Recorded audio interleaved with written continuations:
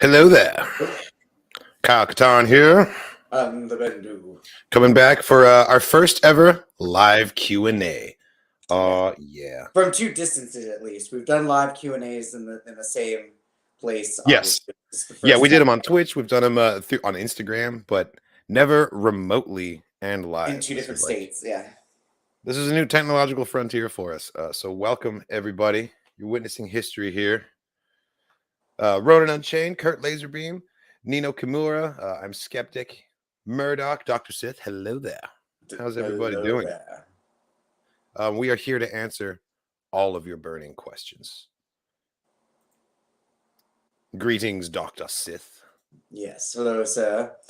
Murdoch, Murdoch. Well done. This is awesome. Ninja all? Ghost Dragon is here too. No doubt we'll be asking about Final Space before the night is over. I was gonna say I'm glad to see some repeating names of is it the Gonk Squadron or is it it's officially Katarn Squadron, but we are the Battle Gonks. Hell yes. Yeah, we are here to answer all the questions that you've got for us. A couple of people sent questions to us over Instagram, and we're just going to grab the rest of them out of the live chat right here. Man, it's good to see you again, dude. I feel like we haven't hung out in a while, and we definitely haven't done any like videos together in like not since Book of Boba Fett ended. Since Book of Boba Fett, yeah. Yeah, man, I miss you, man. We gotta start doing stuff like this on the regular. Well, there's a lot of potential content. I mean, Moon Knight comes out at the end of March, so that could be there's like a whole trailer for that, isn't it? I haven't actually seen it.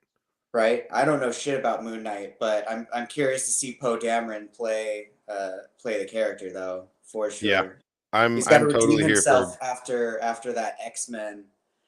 After that Apocalypse gig, he has to redeem himself. I don't know, man. I'm here for anything that Oscar Isaac does. Yeah. I forgot that he was Apocalypse. Oh, man. But yes, thank you again for everyone that sent out questions and comments. It really helps everyone. It helps the whole production. I have never used StreamYard before. I'm gonna add some music behind us, and if this is totally obnoxious, let us know, and I'll turn it back off again. There we go. Let's answer some questions.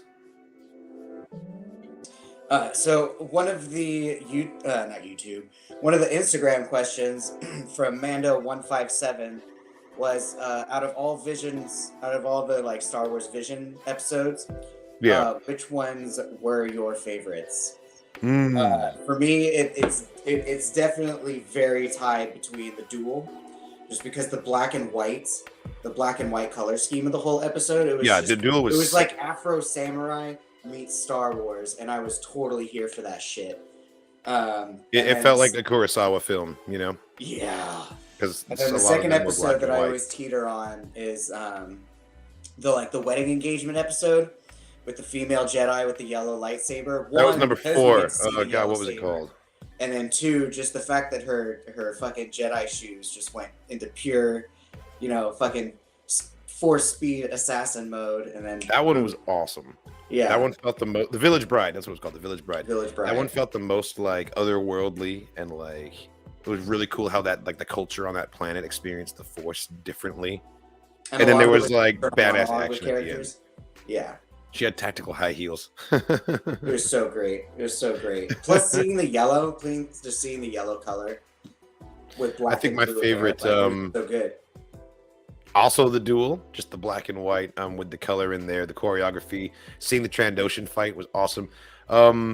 But honestly, the Ninth Jedi, the Ninth Jedi with the sabers that change color like mood rings, like, and the sabers have been lost from the galaxy. Like someone's finally like reforged the first, and the fact that when they all turned on their sabers, you could tell that they were actually Sith.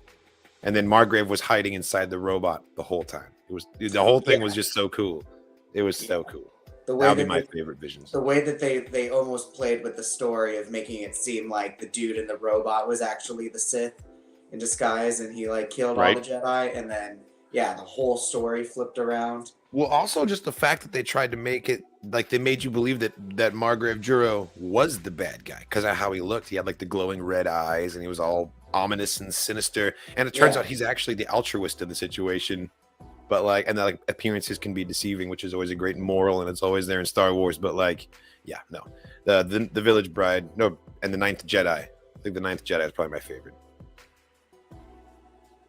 Do you want to tackle one of the YouTube questions? And then we'll go. Yeah, that's a good idea. We'll go back and forth. So, then KOTOR, what do you think of Dasan from Jedi Outcast? I think he's a punk dinosaur bitch. And I'm kicking his ass every time. Dasan, it's on site. It's on site. With the tattoo scar on his chest. He knows what he did, all right? He knows what he did. He knows what he did. No, Dasan is the guy who's like a straight up Tyrannosaurus Rex head, purple motherfucker with like a studded studded hilt lightsaber. The main Katarn. Do you flee like a coward? That guy. And then Tavion was his sidekick. I was thinking girlfriend, really. But I was thinking Fallen Order. That was my bad. Oh yeah, no. Jedi Outcast, yeah. Totally. Although I feel like if Tavion, if Dasan was gonna be canonized, they would make him a Duotin, which is what the ninth sister, ninth sister, the big one that you fight on Kashyyyk. Anyway, that's a Duotin. I think that they would make Dasan that race. Honestly.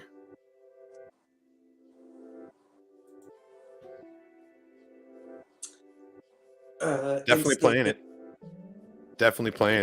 There's if you get like a PC and Steam and everything, I know that there is like a remote play option. We can just multiplayer this thing together. We can do that. I'd be down. I'm definitely going to be streaming it on Twitch. I'm going to play through the whole thing myself. Nice. And you're obviously welcome to join me, but like, I don't know. That's a big old question mark. We have to figure out how to do that and stuff. On Instagram, Jake Burak asks, what are you most excited for in Kenobi? I'm most excited for the fact that anything could fucking happen, and they can give us anything, they could show us anything, anybody could show up.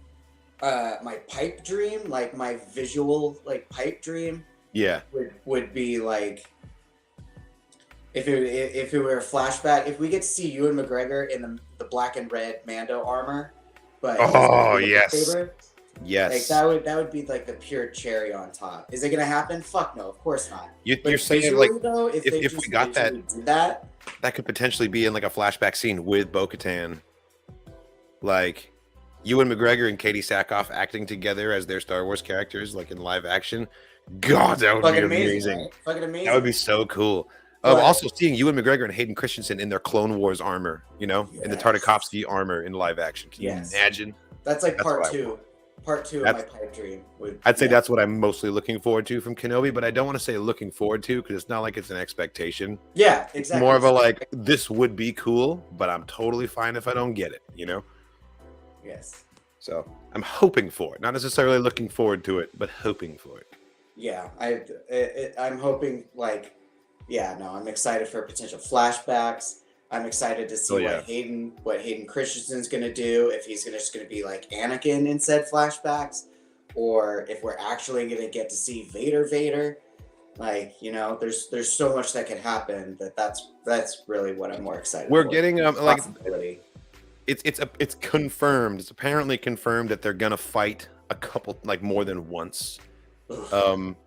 That's what I heard. I don't know if that's true or not, but even if they do fight, I don't know if it's going to be a physical confrontation. I've said it before. I think they might have like a mental, like a fight in their minds, a state of deep meditation, very much like in Hero with Jet Li when he's fighting Donnie Yen. Donnie Yen in their heads, yeah. Mm-hmm. Yeah, totally.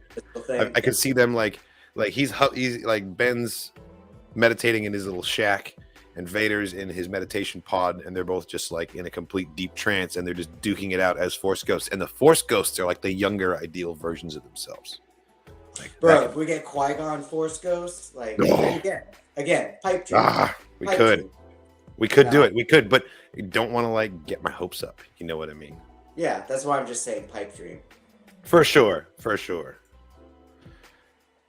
Last Command by Timothy Zahn. That is the third and final book in the first OG Thrawn trilogy.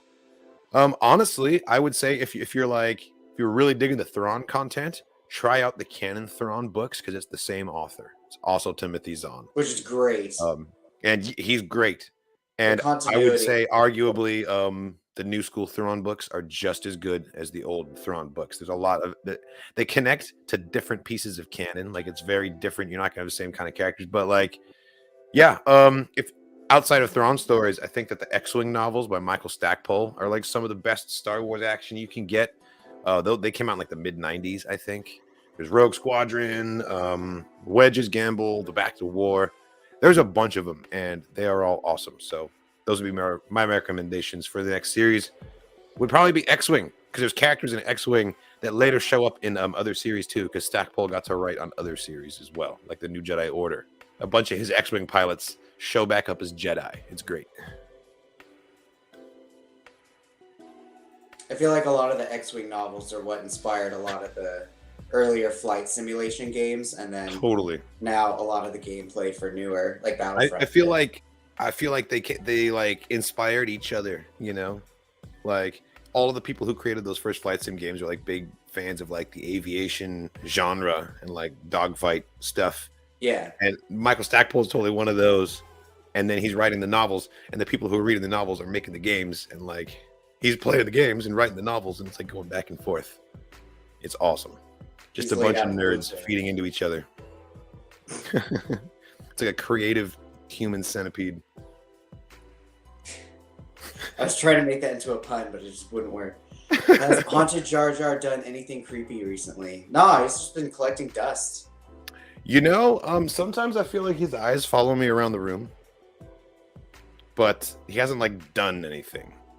We caught that evidence on camera. Stuff. Yeah. That's right. But like nothing like super recent since then, I would say. That's right.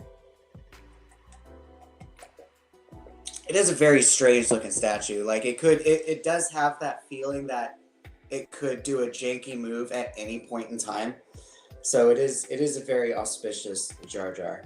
For those of you who don't know what we're talking about. Talking about this creepy sumbitch right here. Look at the way that its fucking head tilts. It's yeah. It shouldn't be like on this ball joint like this. It's just, and he's all.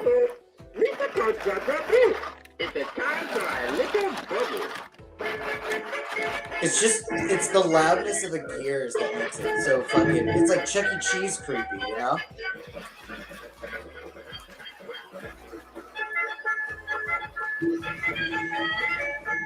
Yeah. Lift it higher. Let him see its legs.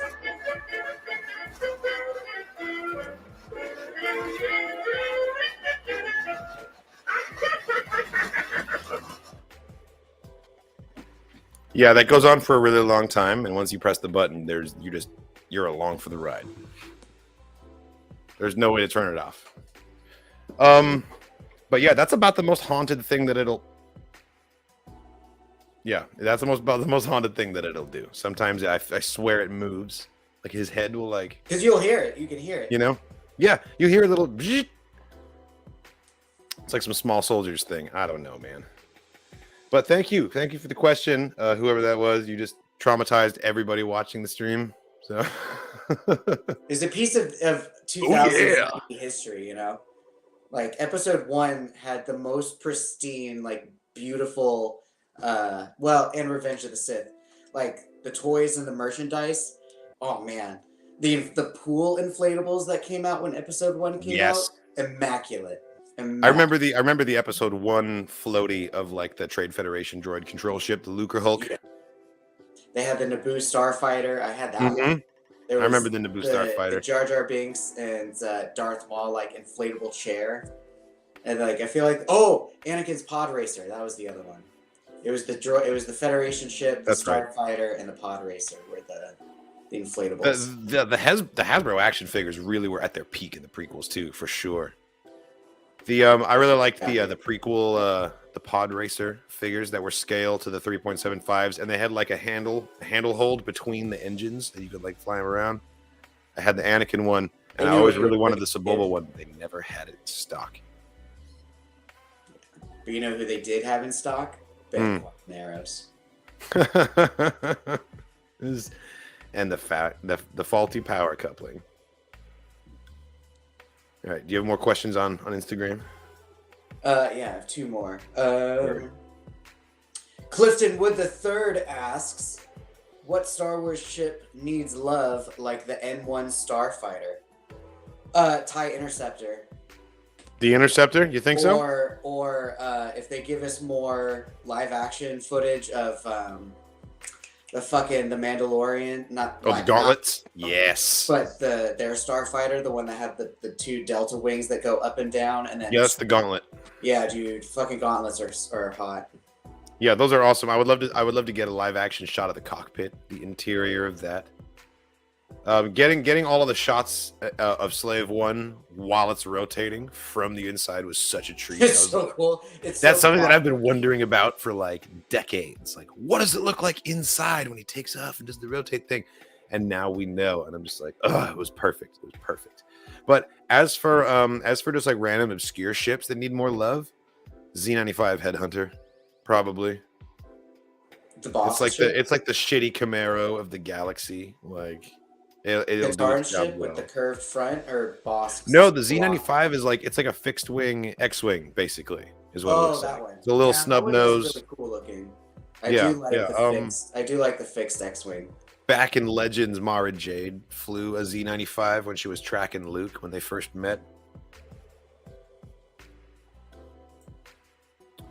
Will Grogu's untrained abilities with the Force put him at risk of leaning to the dark side? I think they already have, man. I think he already has shown some dark side. Nah. Remember when he like choked out Cara Dune during the arm wrestling match?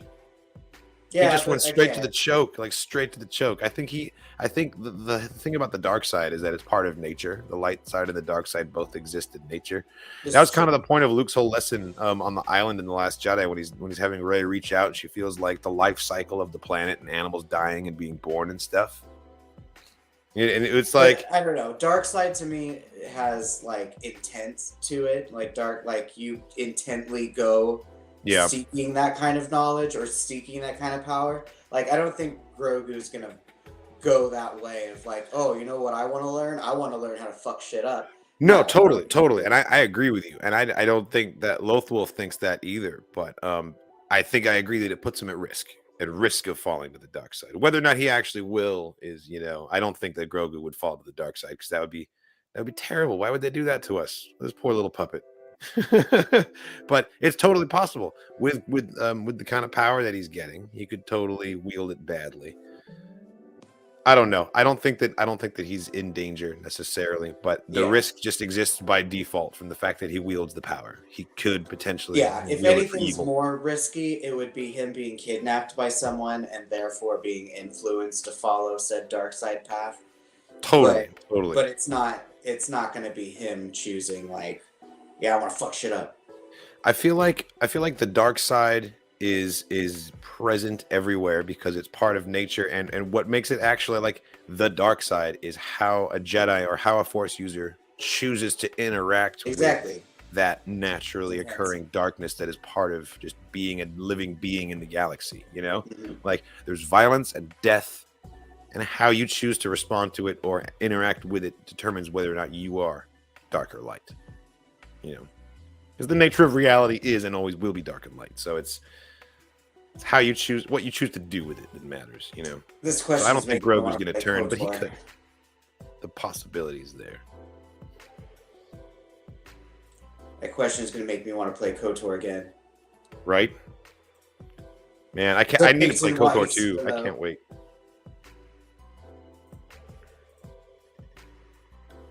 Jedi are the reason why the galaxy of Star Wars suffer. You're not wrong, but you're not really right either. I don't know. Yes, a lot of suffering happens because of the Jedi, but the Jedi also prevented a ton of suffering during their era. So like, do they break even? That's fair. Where does everything fit? I don't know. Show me a Force using faction who hasn't caused a bunch of needless death in Star Wars. They all have. It's also partially like Vision's monologue during the Civil War movie, where he's like, our power brings in, test of that. like it brings in challenge because someone's like, oh, I want to test my shit up against these people, sort of thing. Like that's kind of what the Mandalorians did. Mandalorian's like, oh, you think you're so cool, fucking space wizards? Like, let's fucking go, bro. Let's fucking go. Yeah, parry this, you fucking wizard. Like, oh, flamethrower. Pass this shit. Like, yeah. Amazing. Strength invites conflict. Yeah. Yeah, the Jedi totally make things worse when they wage war. On the galaxy, trying to protect innocence by creating more devastation. And they're like, oh, we know what's best. We know what's best for everyone. No, the Battle Gonks are a Star Wars Squadrons thing. The Battle Gonks are the brave pilots of Katarn Squadron, and every Tuesday we stream Katarn like Squadrons matches on Twitch. Not related to Old Republic. Oh, I see. You're avoiding them for spoiler reasons. Well, even so, a lot of the Old Republic content isn't necessarily spoilerific if it's going to be on Twitch. It's mostly operations and flashpoints and like ops and dungeons and raids and stuff. All the story stuff I generally put on YouTube. That way everyone's similarly on the same page. We're reading the Mandalorian comics coming in June. Yes, this is the way. If it's a Star Wars comic, if it's coming out, I'll be reading it on Comics with Katarn. Absolutely. Nice. I didn't even realize there were Mandalorian comics coming though, so that's awesome. I'm gonna have to work on my Pedro Pascal voice. Right, or if it'll be backstory for Din Djarin, or if it'll be somewhat of a that would be cool. The story of him as a foundling. Season 3. Whoa. It could be bridging the gap, but yeah, if it's like a flashback kind of thing, that could be dope. Maybe that's where we'll get our answer of training of the armorer being Rook cast, you know.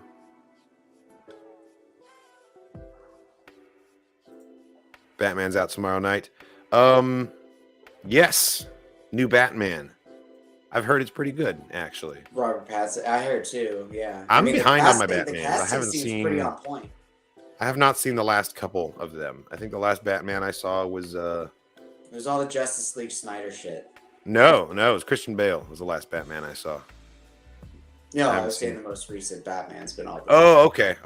Yeah, I haven't seen any of those. I've only seen the Christopher Nolan trilogy. That's the most recent. It was dope. It was very good. It was very good. All the love for Michael Keaton, but yeah, no. The Chris Nolan universe was very real world, which I appreciated. Blessings to India. Hope you all are doing better COVID-wise, and yeah, hope you all are all safe. Yeah, I'm hoping everything is slowly starting to even out a little bit. Well, hello there to the Winthrop family as well. Final Instagram question comes from Rayan Mata. What are your theories for the plot of The Bad Batch? I'm assuming they mean of season 2. Yeah, of the next season. Yeah, totally. I was gonna say, because my opinion of The Bad Batch is purely the idea of world building and just putting stories within stories, but also like kind of showing just overall world content. Well, it can't be 100% linking other things together. Like we have to get something original that's just for the Bad Batch story, you know. But it's totally just going to be like references left and right for sure. Uh-oh. Are you there? You are. Okay, you froze for a second. Scared me. Yeah, there you are. We came. Something happens. We were on the verge of calamity. We were this close. But yeah, no, Bad Batch. Theories for Bad Batch. Shit. We got a bunch of preemptive clone stuff with Omega. Plus, we could now have future Omega stuff. So, the plot could be anything. I think that I think a lot of things are going to happen with Crosshair. I think that his allegiance is going to go back and forth. Something really complicated happened with him in the finale. It didn't just go the way we thought it would. Fair. It's been so long, I forgot. Like he basically got abandoned. He got left high and dry by the Empire. It was shown to him. It was made clear to him that he's just viewed as some obsolete clone, and they never really cared about him. And still, he wouldn't go with Force 99. He won't go with them. He still wants to go back to the Empire. Like, that's complicated. Yep. That's going to be a story to follow, and I think we're going to get a lot more Crosshair action this coming season. I think it's going to be great. Totally forgot about that shit. But we do have full reactions of all those episodes. So yes, currently up on YouTube. So definitely check them out. Oh, Connie, thank you so much. Oh, that's very nice of you. And yeah, a wealth of Star Wars knowledge is what happens when you don't pay attention to other things in school. This is very true. No, that's not true. Stay in school, everybody. It's true for me. I didn't have good grades till I was in college. Word. Yeah, I had the opposite. I had really good grades in high school because I had a really good memory, and I was not really necessary to study as much. And then I went to college, and the courses were so much more demanding. And I was like, oh God, I have terrible study habits. Like, this is awful. I just had test anxiety. It was a bitch. It's a very real thing, and I have test taking anxiety too, especially when it comes to math, and that would hold me up a lot. Like, I knew the answers, but I couldn't recall it in the moment of taking the test. Or you'd have to show your work. Let's see here. Claritin. I'm trying to read it here. I'm on taurine, sugar, glucose, citric acid, sodium bicarbonate, magnesium carbonate, caffeine, Catholic lager, calcium pantothenate, pyridoxine HCl, and vitamin B6. I'm reading my Red Bull can here. So there you go. You gotta call us out on that shit. How rude. And you know what? It does not taste very good, but it keeps me awake at these late hours. So yes, hello again, everyone. Thank you for your questions and your comments. We just read out a few of the Instagram inserted questions, so we're now opening it up more for the live Q&As. Yes, we've got a bunch in here as well. For example, yes, you know I am. I don't know what the comics are going to be. I've decided to stop checking until the morning that I'm setting the stream up, because that way, I don't know. It could be a bit of a surprise for me. But yes, I'm looking forward to reading them tomorrow. You can catch that stream on my Twitch channel, Kyle KOTOR Official, Comics with KOTOR, every Wednesday. Dr. Aphra. Oh, Dr. Aphra is going to be great. Speaking of Dr. Aphra, we got Black Chrysanthemum live action in the Book of Boba Fett. Probably one of my favorite reveals, besides the Cad Bane thing. I have mixed feelings about the Cad Bane thing because of how they utilized him. But I really have no complaints when it comes to Black K. I think Black K was great. Yeah, dude, that just opens up again for so many other bounty hunter possibilities with other shows and timelines. Or Chrysanthemum could come back. Dr. Aphra could get her own show, and Chrysanthemum easily. could be like, boom, backstory. Let's go. Yes. I have already played the Jedi Knight series. You can find those playthroughs on YouTube, but I will probably do a live playthrough on Twitch at some point too, because I do want to play them live. That would be a lot of fun. There's a lot of hijinks that happen in this game, especially if you have the codes enabled. G_Saber realistic combat, if you know. Oh, I love it. Imps the Relentless. Ooh, I love Imps the Relentless. It's a fan film series. Bendu, have you seen these? Ooh. No, I'll have to look it up now. It's like a procedural style look at the Relentless is a huge Star Destroyer full of like walkers and stormtroopers and like all the equipment and all the stuff, and it's like a procedural look at all of the people in there, like just doing their military jobs. It's awesome, and yeah, there's 4 episodes out so far, and it's over the span of like maybe 15 years. They've been making these things. They first came out like the late 90s, and the latest one was like 2015 or something like that. There's reactions to them on my channel, to all of them. They are excellent. I will send you links if you haven't seen them before, because they're. But it's like not the one. It's not the one where it's like cops, but it's stormtroopers. No, that's that Troops. One got old real quick. That's Troops. That was they only made one of those. That was pretty funny, but this is different. Yeah. It takes itself seriously. It's pretty high quality. The costumes and everything are really, really cool. Yeah, no. Imps the Relentless is definitely on my list of like fan films to recommend. If anyone's like, hey, what's a good fan film? Imps the Relentless is like one of my go-tos.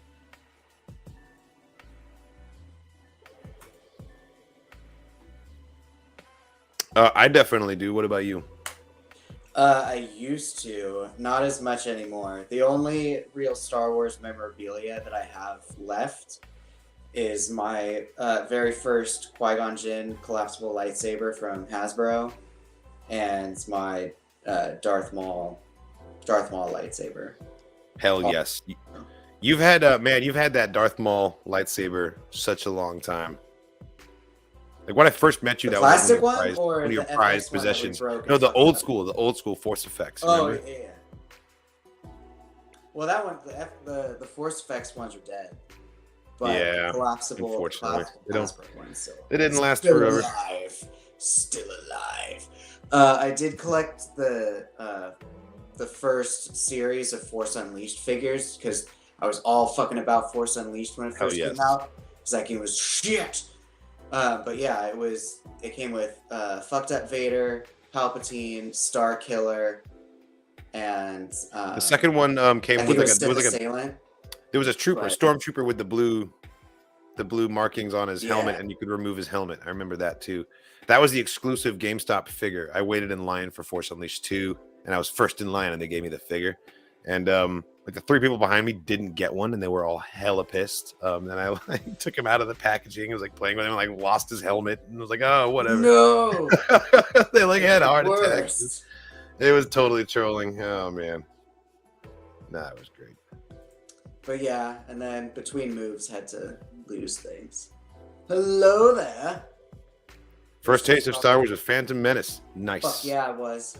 Lego Games and Rogue Squadron on GameCube. Nice, classically trained and watched all movies and shows. Never realized I was a fan until Solo. It just kind of sneaks up on you one day, doesn't it? You're like, oh wait, I love this stuff. No, it's that's awesome. Yeah, that's the Phantom Menace came out only like 3 years after I first became like a full-fledged Star Wars fan. So like, you're right there. You're right alongside me there. That's awesome. Thank you so much.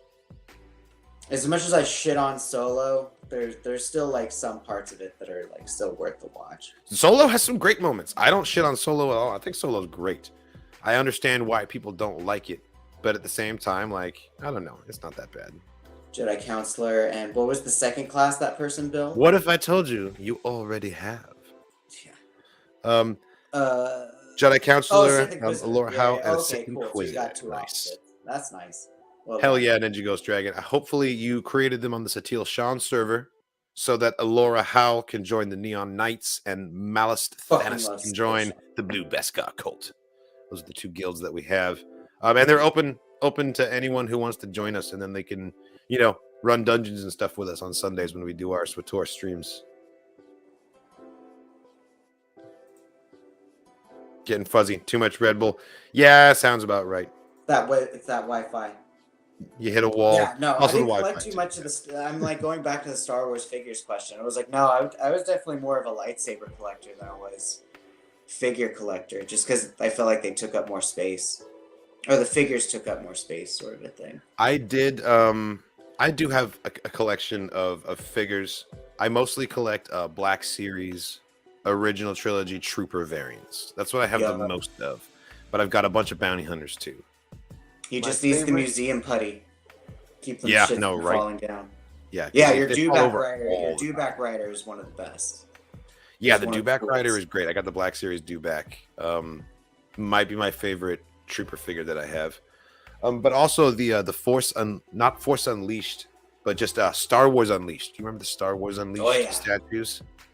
I've got a couple of those. I've got all the bounty hunter ones of those, except for the Jango Boba one. That's the one that I'm still looking for. But the Bosk one is really cool. And the Bosk one is maybe one of my favorite figures that I've collected as well. Right here. I love it because he's just got the Railby out. He's just ready to go. He's on like some rubble, clearly the middle of a firefight. And he's all bleh. No, it's great. It's so good. So vintage. I know. It's super late. We're gonna try and find a better time slot for the next time we do a Q&A. But for now, appreciate you bearing with us. And you know what? It's better that it's on the later side because we needed to make sure all the kids go to bed. Because true as well. The stream. I mean, hell, it's 11:30 where I am, so it's like 1 hour. That's true. Yeah, there's a whole hour of difference because you guys don't believe in daylight savings where you're at. The Arizona's believe that shit. No, like, I don't understand it. I outlaw it. Yeah. This question's for you. Who would win in a fight, Vader or Malgus? Oh, Vader. What do you know about Malgus? Do you know much about Malgus? I just know that he's just like some wanting to be Juggernaut looking motherfucker. Like, yeah, he's tanky. He's tanky. Bendu has not played the Old Republic. He's played KOTOR and KOTOR 2. Vader he has more force. He's just more force adept. I feel like Vader could just pick him up and throw him, like worst case scenario. But if they just got into a fucking brawl, Malgus might have him just because he's got full weight.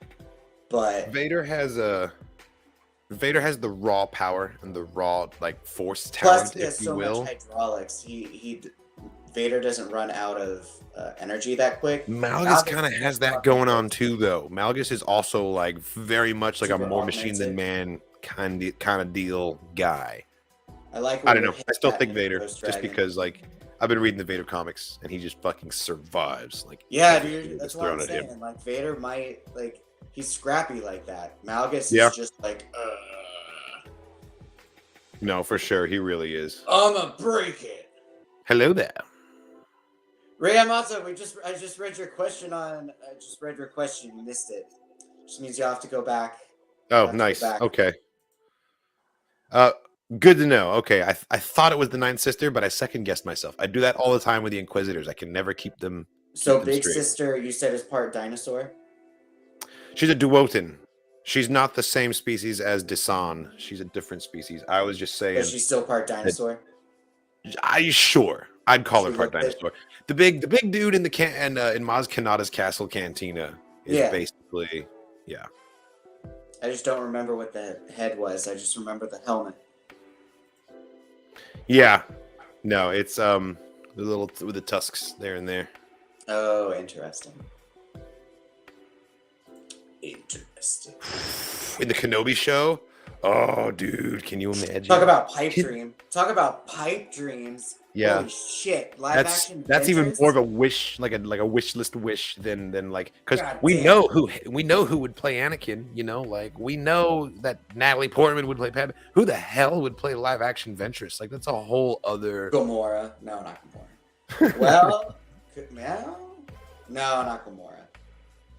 I mean, if you're gonna cast from that pool, Nebula before Gamora.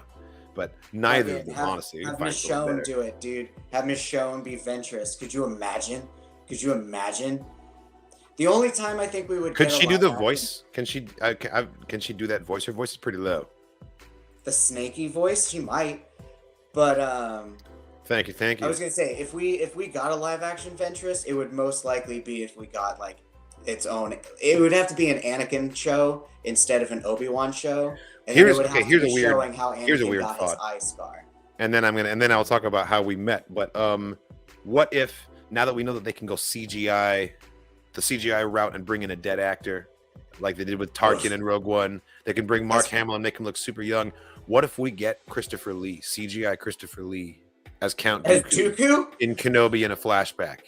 Not saying it's plausible or feasible, but it's possible. And I feel like that would create a very heated debate about what is respectful to do with a dead actor. But Christopher Lee has one of the most iconic voices of all time, and I feel like if they plugged him into Respeecher, it would just feel weird. But that's the thought that just occurred to me about things that we might see in Kenobi if we're talking Clone Wars flashbacks. Now that we saw Luke in Mandalorian and Book of Boba, who knows what we might see?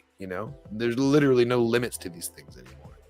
Rogue One Tarkin is a very good point, though. But still, bringing back Dooku out of all people, like that would be a stretch. That would be a big ass stretch. What would they use? Like Saruman? No, they would have to use his Clone Wars voice actor. Well, he's also, I mean, Christopher Lee's had like a decade-spanning career. They've got like audio from plays and radio dramas and all kinds of things. They could reconstruct his voice from all kinds of things. So how we met? Do you want to tell him or should I? It was the heights of parkour. It was the heights of parkour. 2009, college. District B13 had just come out. Yeah, we met. Was wearing a fresh pair of K-Swiss shoes. That's true. Yeah, no, Patrick was into it through like the videography, cinematography aspect, and then we both met through mutual people that were both doing it. That was awesome. There are some very, what's the word? Cringe-tastic, I guess. Videos that are floating around on an unlisted YouTube channel out there of us like jumping over buildings and like you pole vaulting over a car or something like that. It was good times. But yeah, we met doing parkour. Oh yeah, hardcore parkour. It was great. All throughout Seattle Center. Yeah, no, it's fan-fucking-tastic. Good times. Yeah, no, definitely good times. I agree with you. I think Malgus would kick Vader's ass. I mean, he's younger, right? Malgus has youth. Power of youth! Well, he kind of has the power of youth. Vader's not that old. He dies in his 40s, you know? Yeah, he was like, well, that's fair. Rav Bralor helmet, that shit was custom. First of all, Rav Bralor helmet. Props to you on the identification. Yes, this is a Rav Bralor helmet from the Mandalorian novels, the Republic Commando novels by Karen Travis. And I got this from eBay, but I understand from the eBay seller that it was originally made by a prop maker in Australia, I want to say. I can look that information up for you because I'm pretty sure that they still make helmets. I think that this one was a 501st member who sold their kit for whatever reason. But I got my hands on it via eBay. So. And then same with the horned Mando helmet. That shit's 3D print. Actually, no, that one's 3D. This is the Stormbringer helmet. This is people misidentify this one a lot as the Saesee from the Tartakovsky Clone Wars because he wears a similar helmet to this. But this is the Mandalorian Stormbringer helmet of Kandosi, my Old Republic Arsenal mercenary bounty hunter character. Painted by KOTOR himself. Yeah, I painted it. I haven't put a visor in it yet. I will get to it eventually. So when I wear it right now, it looks kind of goofy. I'm not going to put it on. It looks super Viking. It does. He's ready for it does, but it looks like a single blaster bolt would kill me. So. Oh man. War. Full battle. Ever considered doing a reading of the old Tales of the Jedi comics and Dark Empire in honor of Tom Veitch? Yeah, rest in peace. Tom Veitch passed away. I would love to do that. That's an excellent idea. Actually, audiobooks. Thank you for that. Thank you for the suggestion. There've been a couple Wednesdays where we haven't had any canon comics releases, and I have been filling the gaps with just random Legends material and things like that. But this is a really good idea. Yeah, depending on what comes out tomorrow, I might do this at the end of tomorrow's stream. Actually, you have set things in motion now that cannot be undone. It's just the way it is. Yes, but they are like fucking OnlyFans level of exclusive. This is true. This is true. Like you want to see that, you better be in the inner circle, man. Like beardless 17-year-old Katarn doing parkour. Bro, yeah. It's exactly a thing. Well, no. We had to have been 18. We had to have been at least 18. Because I had. We were. Yeah, that's right. We were 18 years old. But it's not for the faint of heart. So. Yeah. The footage might as well not exist. Yeah. Rest in peace, that Mitsubishi. Yes. This Lalamamak. Blessings to you. Welcome. Better late than never. Right. Technically not even late. Some of the questions have been asked, but we're totally, I don't know, maybe down to go through rehash out a couple of those others for. Yeah, absolutely. I'm trying to scroll through and find some. Oh, Dr. Sith. This is a very good question.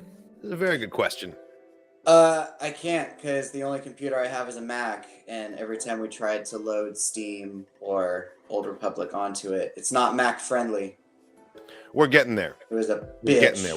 We're getting to the point where I'm just going to send him a goddamn PC. I'm going to send him a crappy PC. Just some Dell. There's only one program on this goddamn box, and it's KOTOR. And you can goddamn play it. Yeah. Yeah. Exactly. This is not a computer. This is a KOTOR machine. This is all it does. Like, it cost me $15. Like, I built it out of an old shoe. Like, I don't know. Just go to Best Buy to like get new charger cords periodically. I'll just get the most refurbished, like, out of the box bullshit that they have, and just send it to you and be like, now you have Steam. Now make it happen. Because definitely. If and when I do play it, though, you could be a Trandoshan, right? Is that one of your race choices? You cannot be a Trandoshan. God fucking damn it. I know. In the loading screen, it's just a character in the loading screen. There are Trandoshan NPCs. There are Trandoshans in the game. They're just not playable. Same with Rhodians and Ithorians and all the good shit, man. All the good legacy aliens. You can be a Twi'lek. You can be a Twi'lek, a Zabrak. You can be a human, a cyborg, pureblood Sith, a Nautolan. For some reason, you can be a Nautolan, but you can't be a goddamn Rhodian. The race selection is a whole thing. I've got a whole rant about that. But regardless, like, racist. I don't know. Once you get in there, you will love it. Hey, I'm not being racist. I'm just saying that they are. No, I'm saying the rare. Racist.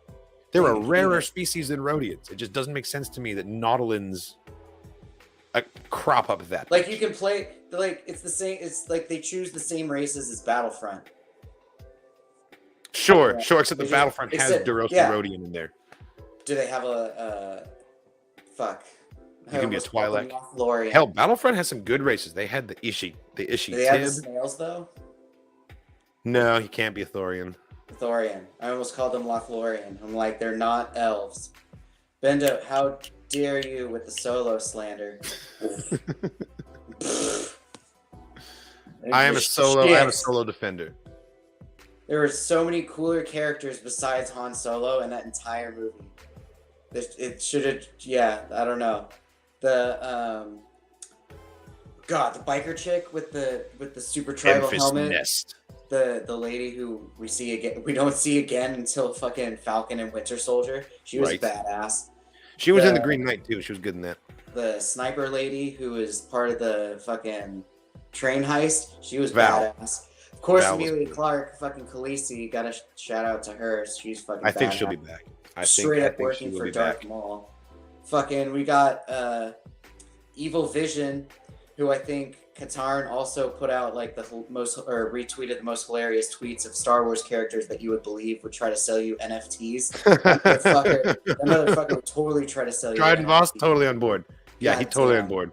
Most of the replies to that said Hondo, who like. No, yeah, I could see it. Hondo wouldn't know what an NFT is, but but he wouldn't. He would still try and sell it. Part of the Chancellor High Council or whatever the fuck in episode 3. Thank you, man. Totally would. But the expanded universe is awesome. There is so much out there beyond the movies, and when you know it, watching the movies is like a much different experience. And I highly recommend it. And I'm glad you're on that journey, man. Awesome. Quinlan Vos. Shout out to the actual Dark Horse Comics version of the character. Oh, speaking of which, there's a wish list. There's a Kenobi pipe dream wish list for you. What if Quinlan Vos shows up in Kenobi? Right? They're in the same graduating class. They have the same. I mean, they've got history together. They had their whole arc. Has been on Tatooine before. Like, there's so many. He's got roots in Mos Espa. Played by Jason Momoa. And you know what? If we got if we got him in there, and then we got a flashback to the Clone Wars, we're gonna get like a Ventress Voss scene in live action. Like Dark Disciple. Dude. And then we could bring Dooku.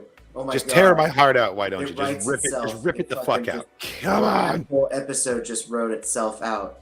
It could just be Obi-Wan and Quinlan at some Tatooine bar, sharing. This shit writes itself, man. Sharing a drink. Would be amazing. Thinking about Qui-Gon, thinking about Clone Wars, and then Obi-Wan could be like, hey, remember that time you worked for Dooku? And Quinlan would just like fucking facepalm, take another shot. Just give him shit about working for Dooku. So your complaint about Solo is that it has too many cool characters.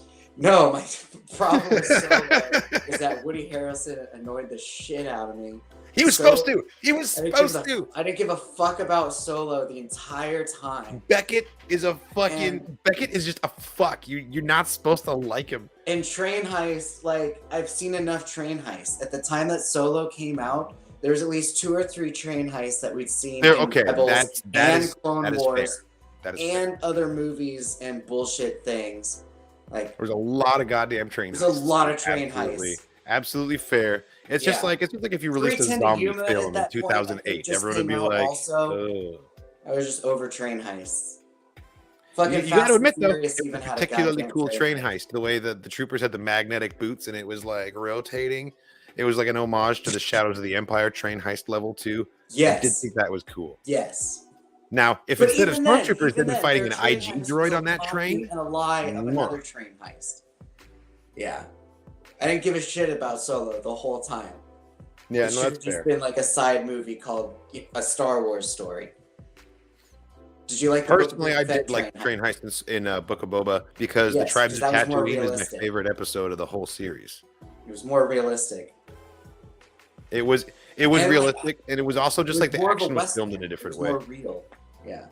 Steph Green did a really, really good job with the action sequence. And when the lady Tusken warrior just like uses her swoop bike as a projectile and like blows up it was so good. Yeah, they were trying to fuck up the train. They weren't necessarily trying to steal from the train.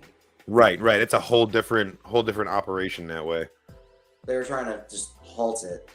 I hope you read more Tom Felch stuff. Oh yeah. Tom Veitch, the author of Dark Empire and Tales of the Jedi. Absolutely. I'm a huge fan of John Jackson Miller's comics of his Knights of the Old Republic work. And I regret that I haven't read enough of Tom Veitch's work. Obviously, I have read Dark Empire and Dark Empire 2 and a bunch of Tales of the Jedi.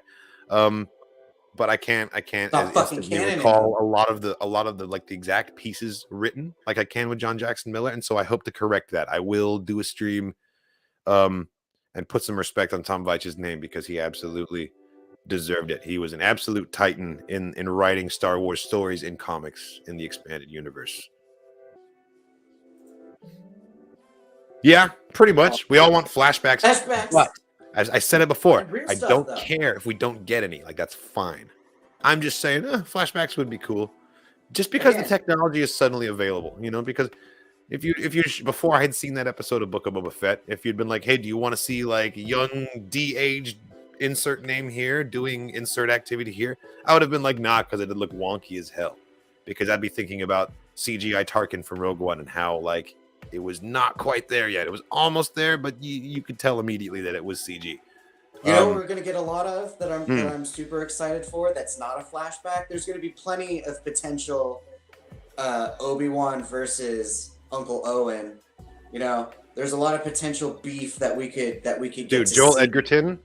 Like Uncle Owen like fucking hated Obi-Wan. He's like, oh, that old with this crazy old man. That crazy old man. Fuck that guy. I'm all in. Just like, oh, Owen, you give that man too much of a hustle. Like, I am a huge Joel Edgerton fan. I think that he's fucking awesome. I love everything he's done, and I can't wait. I can't wait for more Uncle Owen. All the slightly younger, slightly saltier Owen, like the middle point between 4 and 2. It's gonna be great. Yeah, but I know there's also going to be a lot of Obi-Wan sitting in the desert, just reminiscing and thinking about shit. Or current Obi-Wan in the desert sitting and talking to Qui-Gon Ghost. Or Yoda Ghost, which isn't even a flashback. It's just him communicating or learning how to communicate with spirits. See, now Puppet Yoda is a cameo that could go in anywhere, and Revenge of the Sith. You have to respect it because it's the Puppet Yoda, You can make Yoda be actually legit very easily. Yeah, so it's not all flashbacks. It's not all about flashbacks. Bendu, what's it like between light and dark? What do you mean? You're the Bendu. You're in the middle. Oh, what's it like between the light and the dark? Okay. You're okay. like, is this a sexual question? What's going on here? Yeah. No, so, what's it like between the light and the dark? It's like getting into these huge Twitter fights, which can sometimes be fun. These Twitter fights with people trying to say that gray Jedi don't exist. And it's like, oh, what does it mean to be a gray Jedi? And then they're just like, there's no one who's really like gone to the dark side and come back to the light side. And it's like that's not what being a gray Jedi means. So yeah, living between light and dark, it's like being the only logical one looking at a Star Wars Twitter fight. Sometimes it's hilarious, and sometimes you just want to like sort of. It's not easy being an island all the time. Yeah. And then you got absolute legends like Jolie Bindo. So you think it? Says, I live in this fucking hole in the dirt. Do you think Jolie Bindo is a gray Jedi?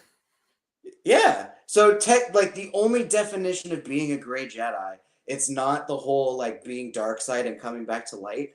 Being a gray Jedi purely and utterly just means you don't affiliate with the Jedi Council. That's it. Is that true?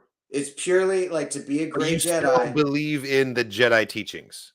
Yeah, you're still a great Jedi. You and the Force. It's just you and the Force, which is why Ahsoka does it. Which is why Qui-Gon was really on the fence about it. Which is why fucking Jolie. I had no fucking idea. I've had the completely wrong impression of what I didn't know what gray Jedi meant. Apparently, I thought it meant something. Gray Jedi just means you don't affiliate with the Jedi Council and you don't partake in any political shit. It's just you and the Force. It's just you and the Force. What? You cut yourself off. You don't give a shit about politics, which is why Qui-Gon really was on the fence about it. That makes so much more sense. He felt that the Jedi Temple and whatnot was getting too involved with regular Coruscant shit. And he's like, yo, we're supposed to be like monks. Like we're not supposed to be like this, this Force, no pun intended. That makes so much. But yeah, that's why sense. I like everyone's like, oh, well, what about Mace Windu? He's chaotic. He's chaotic good. Like, he has that purple lightsaber originally because he went and seeked out the purple. Mace Windu's chaotic good, man. I think you could even make the argument that he is lawful evil. He's lawful good. He just follows the order to a T. He's a lawful dick. That's why he like has to keep himself in check with not being, chaotic about it. But yeah, no, being a gray Jedi, you just They need to have a little wedge in the alignment chart right between neutral and evil called just dick. Yeah. He's a lawful dick. He's not an evil person, but he's a dick, and he will make you roll a 1 and not care. Kind of thing. Yeah, everyone's like, "Oh, Revan's a gray Jedi," and it's like you just completely reframed how I view gray Jedi. I had no idea. You got me over here, all like.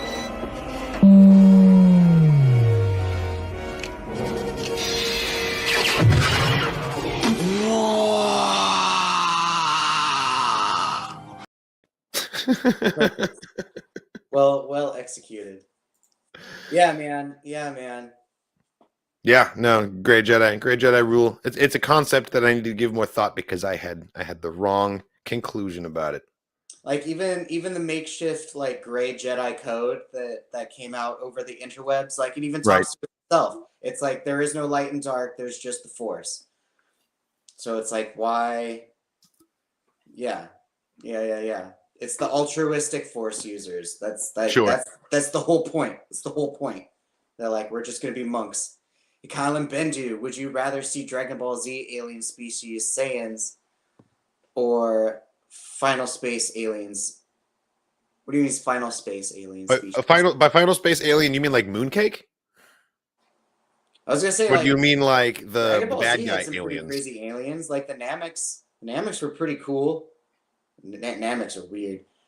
Or if you got some like Majin Buu, Frieza looking motherfucker in the Star Wars universe, that totally fit, I suppose. We haven't seen too many alien species with tails. That is a good point. I have to go with the Final Space alien species just because I haven't seen Dragon Ball Z. They're just humanoids. They're all just right. They're like human looking with blue and white skin, which we've already seen in the Star Wars universe. We have a character who has blue skin in our fucking RPG. I can't think of the race right now. We got to see their Pantoran. Yeah, Zavix is a Pantoran. Yeah, we got to fucking see their planet in Bad Batch also. And I'm like, what the fuck are you? Yeah, we got to see their planets. Thank you. Love the beard. I wish I had your helmet collection. Could Ezra have saved Kanan during his journey in the world between worlds? You mean in the explosion? I don't think so. I don't think that's how it works. I think he was only able to save Ahsoka because he always has saved Ahsoka. Like, it's part of the predetermination of his fate. I don't think that the world between worlds is a place where anything is possible, where you can choose your own destiny. I think that your destiny either takes you there or it doesn't. It was the will of the Force that he would be there at that moment to pull her through. So it wasn't, I don't feel like it's entirely Ezra's decision, or like credit can completely go to him for pulling her through that portal, because the Force brought him to that moment in that space, in that time to do it. And that's why if he tried to save Kanan, he would have failed, because it would have been coming 100% from Ezra and not from like the will of the living cosmic force. So I don't think the world between worlds can be used that way. I definitely think that it represents like some like the mysteriousness of the Force and like the ways in which we don't understand the Force, and that is something that I really like about it. But I don't think you could just use it to make things happen. I don't think it works that way. Yeah. Cannot change that shit. Thank you, Lil Cat Polka Cologne. Corleone. I hope so, man. I hope so Bro, much. He's alive. He's still alive. It's not like he Ahmed Best is like is doing. He's making moves in Star Wars. He's been Kelleran Beck in the Jedi Temple Challenge. Yeah, like, I'm sure he would love to come back and be Jar Jar again, especially with the way that the fandom has been treating him recently. He's a fucking. He's in the Senate. He's a national treasure. Yeah, he could totally show. Well, I don't know. He could show up in any of his 3 Star Wars characters. He does hate Tatooine, though. The son did do some murder to Kestis again. It's true. That's definitely true. And he stepped in Poodoo. And a lot of things are 7 whoopee, which, Jar Jar doesn't like paying. So, would it be cool to see Jar Jar? Yes. Are we going to see Jar Jar on Tatooine? Probably not. I think it was Peter Townley who tweeted about the market seller on Mos Espa, who was like, that cost 7 whippy. It's like, put out like a missed connections ad for Jar Jar.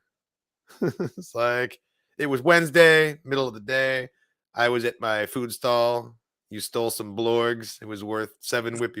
Like, you were looking a little sunburned. Yeah.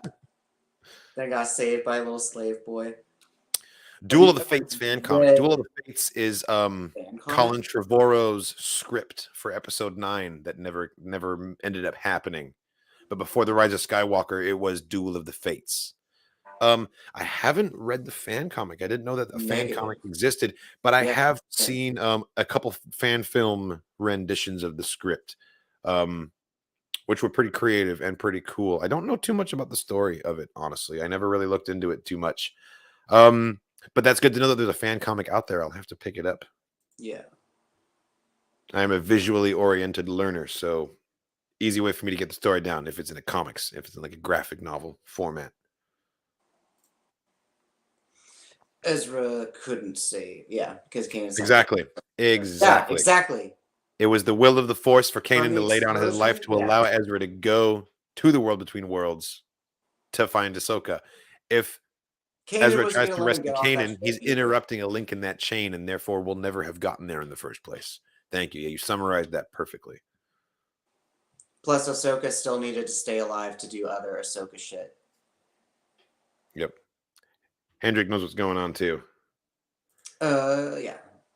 I'm sure Palian would be awesome in live action. I'm sure he was name dropped in the series finale of Rebels for a reason. Like, we're totally going to see him. Ray Stevenson just got cast in the Ahsoka show, didn't he? Could he be Palion? He certainly looks like he could fit just give him a big bristly white mustache. He'll be fine. Palion is awesome. Thrawn is awesome. I want more OG Imperial characters to come back into the fold. I want Grand Admiral like the lady Natazi Dalla from Jedi Search by Kevin J. Anderson. She was one of my favorite Imperial characters. Warlord Zinj. Yeah. The Izzards, the director Izzard and of Imperial Intelligence from the Stackpole books. There are so many awesome Imperial characters, and I want to see them all show up. Definitely. Yeah, and again, for whenever Thrawn does show up live action, and they talked about what him and Ezra have been up to, like there's so opportunity for a lot of Chiss Empire shit, for a lot of too many things. Definitely.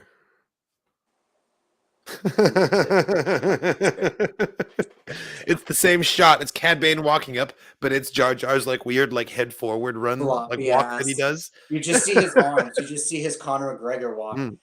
Oh, Cad Bane! He's so smiled to be seeing you, sir. Yeah. Tatooine be belonging to the Syndicate Jar now. Jar, or is Jar Jar Conor McGregor? Oh man, fucking amazing. Are we Gungan or are we Dancer? I am not sure about that. He was definitely on a Star Destroyer, different than the one that Thrawn was on.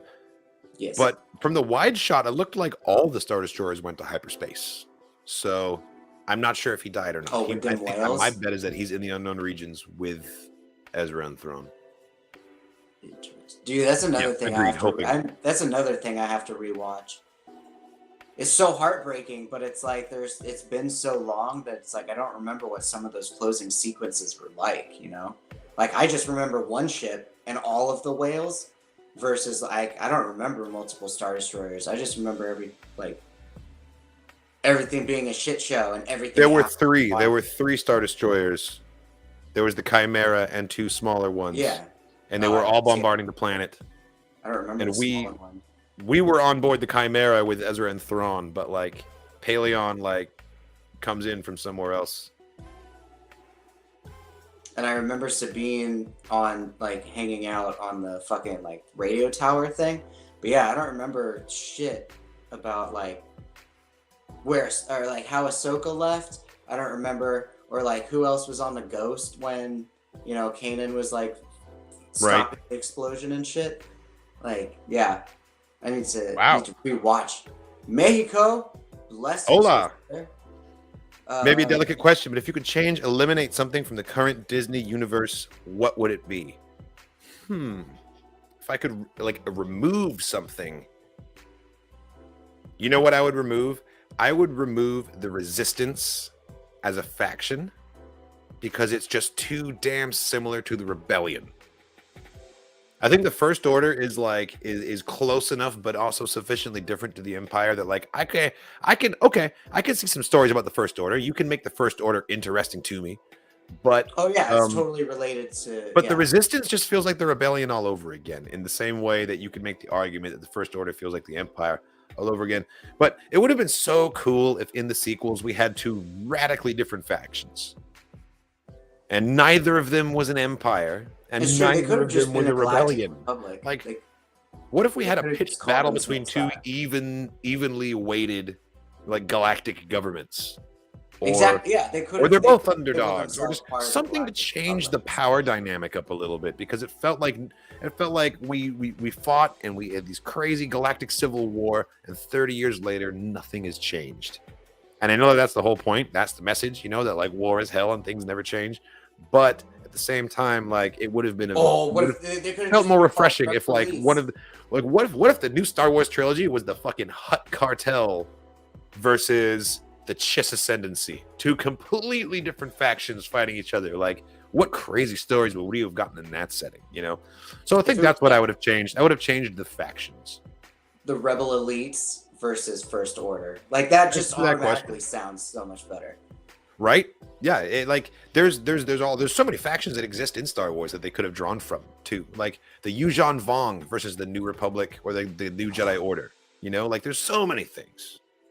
Yeah, that's world building. Here's a question for Bendu before I go. Do you think you could grow a beard? Nope. Not. No hesitation. I don't have the connector pieces. I don't have the connector pieces between the mustache and the beard. And I didn't have those for years. And a little secret, I still fucking don't really like. I just hide the patch with the mustache. Just hide it with the mustache. That's my secret. Yeah, no, it takes. Where I live now is too warm to have a beard. Yeah, this keeps me warm in the cold. And if I do grow a beard, it comes out way more like Saruman, Keanu Reeves looking. It's very straight and scraggly. There's nothing wrong with the Keanu Reeves beard. Versus thick and full. I mean, it's definitely full shape, but I can't. It wouldn't be robust. It wouldn't be very nice, soft, round like Katarn's beard. Mine would be very straight and pointed. Mine goes back and forth between being round and pointed depending on which barber I get when I go to the barber shop. Like I always want it to be like, it's pretty well shaped right now. It's actually a little too short. It needs to be like about that much longer. But yeah, enough about my beard. Big fan of the channel. Thank you.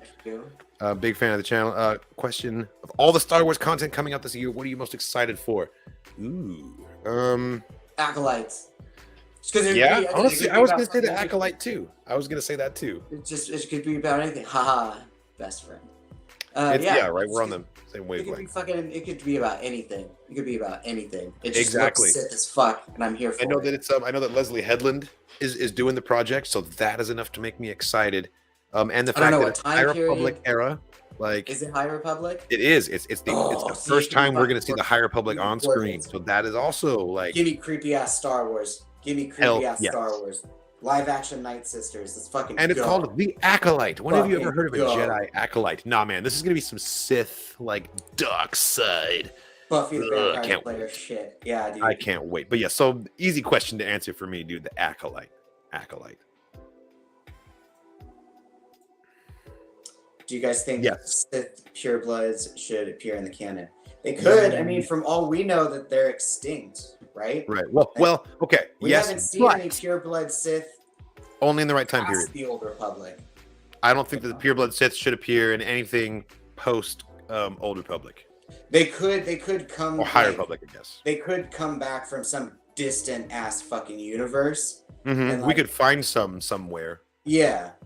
But you're never going to see a pureblood Sith at the Tatooine market buying something for 7 whippy. That's never going to happen. Yeah, the little face prongs and like the full red. Yeah. Do you have any Mailorons today? We wouldn't. Yeah, I don't think we would see that. It would have to be something like that, and like the Yuuzhan Vong, where they just come from 2 completely different ass pits of the universe, and like for some reason show up through a fucking wormhole or something. I don't know. Oh, the Acolyte doesn't have a date yet. Okay, I thought it was projected for being this year. If that's not coming out this year, then I guess Kenobi one. Yeah, Kenobi. Yeah, Kenobi. Me too, honestly. Andor is going to be really cool, but I don't know what I'm excited for yet because I don't know enough about it. I know that it'll have an Inquisitor. Because we know that he dies too. He fucking dies in Rogue One. We know that he dies, but we prequel shit. I don't know. I think the writing was on the wall for all of Rogue One that he was going to die.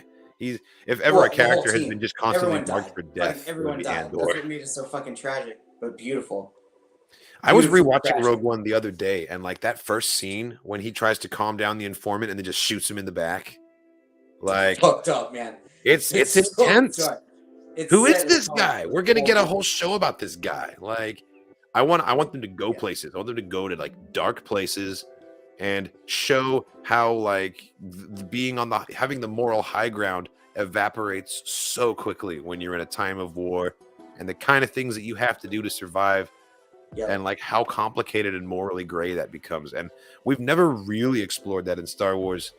We've touched on it. We've done like single character arcs in the Clone Wars about it, but we've never actually spent any amount of time, and definitely haven't devoted an entire series to that kind of a theme. So I would really love to have them explore the moral ambiguity of what it means to stage a rebellion against the government through Andor, because he's like the perfect candidate for that. Because we've already seen him do like some shady stuff, you know? Like Rogue One was the first time we actually saw like live action war. You know, like that was the first time we actually got to see grenades used on stormtroopers fucking flying through the air, and like tanks being blown the fuck up. aside from like, you know, just sparklers, like, yeah, Rogue One was the first time we got like a lot. You mean in Force in Awakens? Kenobi? Force Awakens kind of like gave us a more violent-y war aspect, but Rogue One really like came in hard. Rogue One made it gritty. Force Awakens made it large, like in scale, and there's explosions and everything. And it was a spectacle, but it still felt very clean. It still felt very polished compared to Mandalorian season 1 gave us fucking helmets on pikes. Yes, they took it all the way. All the way. So could we see Black Chrysanthemum getting his scar? Sex, maybe? I think that's Scar. I'm pretty sure he's asking about his scar, not asking if he's going to get his sex. So I think, because he does. He gets, the reason that Chrysanthemum has the scar on his eye, by the way, is from Obi-Wan Kenobi. We see it happen in the Marvel comics. That would be a sick flashback to get in Kenobi. Or even a reuniting of these two characters that have thrown down. They've got beef. You know, what if present day old Ben meets Chrysanthemum? That could be really cool. So that's and now that they've got, you know, this Chrysanthemum suit, they might as well use it again. Actually, timeline wise, from where Book of Boba Fett is happening, it should only be like a 3-4 months before Kenobi actually like starts, because like episode 3 and Book of Boba Fett are kind of happening at the same fucking time. So no, because Mandalorian. That's right. Never mind. No. It's all after 6. It's all after 6. Book of Boba Fett is. Yeah. Oh yeah. Because Jabba's dead. So he's still in the Sarlacc pit by the time Obi-Wan flies to Tatooine and gives the baby to Uncle Owen and Aunt Maru. No, he's not in the Sarlacc. He goes into the Sarlacc pit in number 6. Oh duh. Yeah, I'm just. No. That's 19 years before he falls into the Sarlacc pit. But during the events of Kenobi, Black Chrysanthemum will be chilling out there in the galaxy. We know he's alive and well, and possibly on Tatooine. So it's his younger self. So it would be a younger Chrysanthemum than we saw in Book of Boba, but only by a couple of years. I would say my bet is that Fennec Shand is going to show up in every single one of these shows. Fennec Shand is going to show up in Andor somehow. Well, I mean, it's Ming-Na Wen. They don't have to do a thing. She's always looked like this. She will always look like this. Yeah. She's perfect. She looked like, that's true, because she looked like her regular self in Rebels, and Rebels takes place same time as episode 3. So yeah, that makes more sense. Her and Obi-Wan never interacted though, so. Yeah. No, that's true. Maybe Sith pureblood clone army should have been villains in the sequel trilogy. That would have been pretty crazy. I feel like they did have a cool opportunity to bring on like Sith purebloods. If instead of Exegol, we could have found Roman Goths, which had been missing for thousands of years. You know, like that could be pretty sweet. That would have been cool. A resurrected Sith Empire that Rey would have to fight instead of fucking Grandpa. That's fair. Yeah, sorry, I don't know what that is. They reintroduced Sith purebloods. They could be hiding in the unknown regions and fled there at the end of the Old Republic. They could be like red chiss. Starforge. They're on the fucking Starforge. How about whoa? How about if in the unknown regions we have a whole factional thing of like the Chiss ascendancy versus this Sith pureblood empire, and you could call it red versus blue. You could. That'd be fucking amazing. Oh my god. And the Yuuzhan Vong, well, I guess they'd be black, huh? Kyle, good night, man. Thanks for hanging out with us. Thanks for asking us questions here. Obi-Wan. Yeah, dude, look forward to it. Fucking completely look forward to it. You're totally right. We know that Obi-Wan dies. It's the exact same thing about Andor. And I definitely don't feel like I'm hating on Andor. I think it's going to be great. I'm just speculating on what kind of cool heights they're going to take it to, or depths rather, considering like the shadiness of Andor's character, like the things that he has to do in the name of the rebellion. Andor backstory seems way more interesting than Poe Dameron backstory. Just gonna Yeah. Poe Dameron's backstory is interesting because of who his parents are, but not because of anything that Poe did necessarily. And the whole Spice Runner thing, that was stupid. They shouldn't have done that. Yeah. Hello, RBA. Hello, RBA.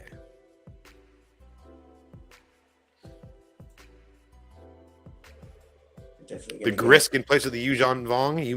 You mean being set up as the new like outside invaders? Because the Grisk are currently like fighting the Chiss Ascendancy space, right? In the unknown regions.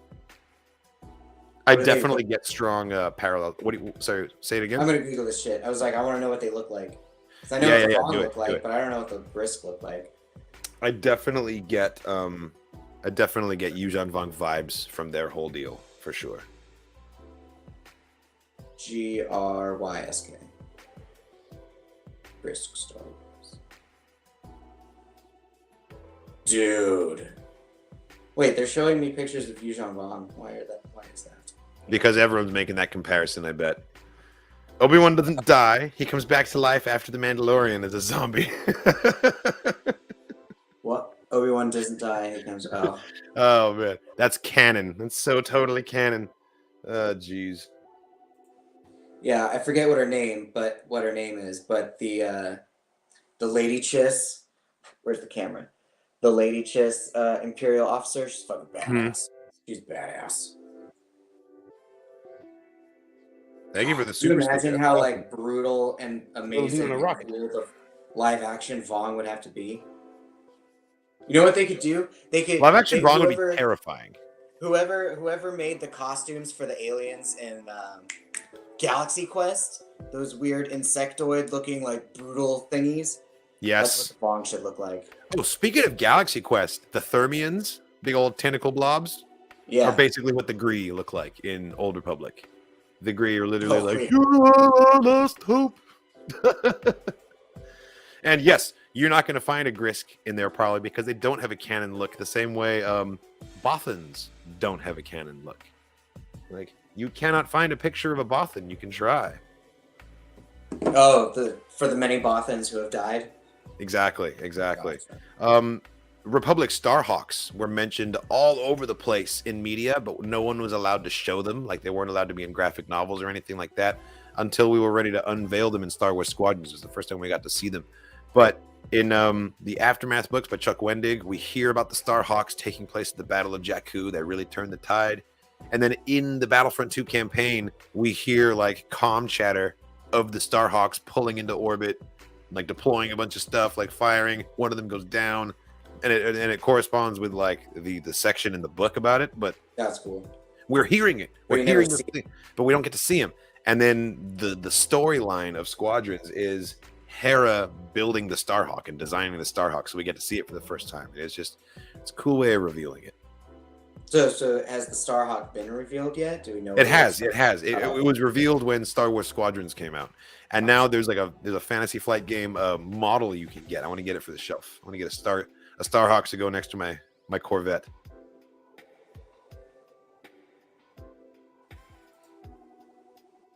How do I overall feel about the Book of Boba Fett? I feel like the Book of Boba Fett was badass, man. Sorry. So you go. I talked over you. No, you go first. I just think it was badass. I think that anyone who's complaining about it is kind of nitpicking a little bit. Like, sure, he wasn't in every single episode. That's fine. Maybe he wasn't like the stoic, badass, like Punisher type guy who's just mercilessly killing people. But that's because old man Boba. He's old man Boba, and he's learned a thing or two, and he's changed his perspective. And let's be real, like the most intense thing that we ever saw Boba do was this.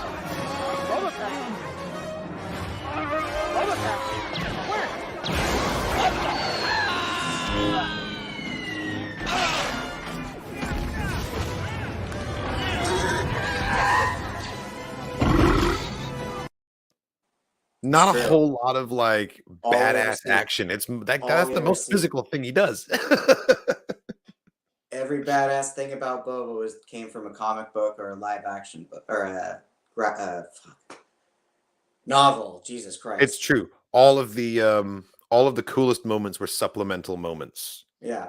Definitely. My favorite thing that he does is in Hard Merchandise by KW Jeter. He's assaulting an Imperial compound, and he's on the ground, like in the jungle, making his way to the perimeter, but he's using his gauntlet communicator to just like have Slave One do all these aerial attacks, and it's doing dogfights, and it's taking out the defenses, and it's got all eyes on the sky as he's just like jimmying the window and sneaking into the base and just starts like taking people out from the inside. But the whole time he's doing like complicated, complex maneuvers, just like beep, beep, beep, beep. That was the coolest. The cool thing about Boba Fett for me was like the synergy between his armor and him, and how like every inch of him was useful and like full of like weapons and compartments and tools and buttons, and like that's what makes him cool. It's all about the Mandalorian armor, you know? Yeah, they Iron Man the shit out of him. Totally. I just felt that Robert Rodriguez was given too many episodes. Like, I didn't have any issue with like what was gone over in his episodes. It was just did he have the middle one? I know he had the first and last one. The last episode he did. He did the first and the last. Did he do a third one? He did a middle episode. He did the bike. He did the bikers, or he did the bike gang. That's right. That's right. The one after he did episode 3. That's right. But there was just like certain transitions and certain camera angles where it's just like you're annoying the shit out of me. You're just trying to make your signature thing. And I'm not here for your signature thing. I'm here for Boba Fett. I'm here for the story. Stop trying to do your bullshit signature cinematography shit. I'm not here for it. I feel like a lot of directors can't help but like leave their stamp in that way. But there's definitely a level of ego involved as well. I don't know. It was, and it didn't exist. I can't begrudge a guy putting his little signature on something like that. Yeah, it was like the longer he got to work on the project, the more of his own. I'm gonna be goofy with it, and I was like, no, you were fine before. Just stay what you were doing before. It was fine. And then he just kept scariest moments in Star Wars. Scariest moments. Watching Maul cut in half and falling down a shaft at age 3. Oh, yeah, it's pretty young to be seeing stuff like that. There was just like scared. Like, what do you mean by like? So as a small child, this freaked me out, and it's totally dumb. It's not even a scary part. But when Luke goes into the cave on Dagobah, before he's actually even entered the cave, like the snake comes out of the like slithers across by his hand as he's climbing down. Oh yeah. And that really freaked me out when I was like a little kid. When I was a little kid, that always scared me for some reason. And looking back, I'm like, wow, I was such a wimp. That's not even that scary. Similarly, I remember that always freaked me out. Similarly, for me, the trash compactor monster. Oh, well, that's freaked me out just because you could never see it, just because you never saw the full body, so it's like the Dianoga, that water sort of bullshit. Your imagination makes it worse. Yeah, exactly. So that shit freaked me out. But in terms of like, oh shit, Star Wars moments, the Vader scene in Rogue One in the hallway, fucking great white shark in the water, man. Similarly, when you see Darth Vader in Fallen Order and you're just this little red-headed Jedi kid, and all of a sudden fucking that's a terrifying Vader moment. Comes out of an elevator, and then this older black lady is telling you that you need to run the fuck away, and you're just like and yeah, I think Vader is just there, just fucking Michael Myers, just staring at your ass. Most of the scariest moments are Vader moments, and most of them are in the new school content, like the Jedi Fallen Order moment you're talking about, his Rogue One hallway scene, stuff like that. You know, those are all the scariest moments. Oh, okay. I thought of another one. Episode 1, when they're flying through the planet core. Yes. OPC killer, Colo Clawfish, the fucking and, Sando Aqua Monster. Yeah, dude. Too many big creatures in the water, man. I don't want to go swimming. Always a big old fish. There's fucking Godzilla shit in the Naboo water, man. Are you fucking kidding me? Have you seen the Mr. Sunday Movies recreation of the Duel of the Fates script? No, I haven't. I've only seen one. It's not really a recreation, more of an interpretation of the Duel of the Fates script, and it was all done through like paint medium, like it's all visual art. Drop a reaction, a link in the reaction requests channel on my Discord server. I'll drop a link to that so you guys can join. And I'll absolutely throw a reaction up for that. Yeah, you got it. That would be great. I'm learning more and more about the Duel of the Fates script. I didn't really know much about it to begin with. Another freaky Star Wars moment that I just thought of in Empire Strikes Back when they're inside the moon worm and the fucking flying bat thing hits the windshield of the Millennium Falcon. Jump scare. Yes, actually, yes. Jump scare. For me too. And then when Han shoots it, I was not expecting a full-on fucking puppet of the thing to just dead drop. You know, you just think think Harrison Ford's just blind shooting. Yeah, they're just dropping. The Dianoga just like that part. That part is pretty creepy too. Yeah. I was wondering if Abeloth will make an appearance on screen because I thought she was not canon until they showed the ones in Clone Wars and Rebels. And if so, what about the Well of Power and the Pool of Knowledge? Okay, cool. So you know who Abeloth is, right? I'm trying to remember who that is. She's the creepy chick. She's got the teeth that go all the way up the sides, and she's like a very powerful Force being. I don't know if she specifically is made canon because yes, the ones are canon because we saw them in the Mortis arc, but we don't know about her specifically. If she is canon, then that's terrifying because Abeloth is absolutely one of the creepiest. Like, this is an excellent question to follow the last one about scary things because Abeloth is pretty scary. So she's like the Force opposite of the Bendu. Kind of, because she's not an embodiment of the Force. She's just a creepy. She's very much an entity with her own agenda. Yes. Yeah, no, the Dianoga is totally scary. Anything that you can't see is gonna make you scared. Is gonna like freak you out because your imagination fills in those blanks. Oh, the water. Yeah. Geonosian and brainworms. Yep, that's very creepy as well. Very creepy. Just the concept. The concept. Blinking Ewoks. Versus non-blinking Ewoks? This is very related to another question that was just asked if you're looking for. Favorite Star Wars fan film? Probably my favorite right now recently is Ewok Hunt, a Star Wars horror film by Woof Woof Wolf. It just came out like a few months ago. Absolutely excellent. They totally do like the whole Blair Witch Project found footage style thing, which is hilarious. Yeah, really, really well made. Well done. It's so well done. It's fucking incredible. Like, obviously the sounds are, easily done, but the visuals, it's just like, how did you just throw teddy bears at people? Like, what the fuck? How did you do this? Yeah, it was very good. Do you think Cal? Oh man, I want it so bad. And yes, I think the answer to that is yes, because now we have our CGI Mark Hamill, and we know that he's not going anywhere. Like it or not, he's here to stay. So there's gonna be more Luke stuff to come. Ezra, Mena Massoud, we know that he's been cast. We know that he's gonna be in the oldest out of the three. Ahsoka. He'd be the same age as Luke. Cal would be the oldest.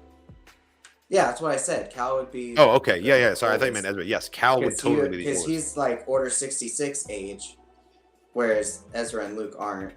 Right.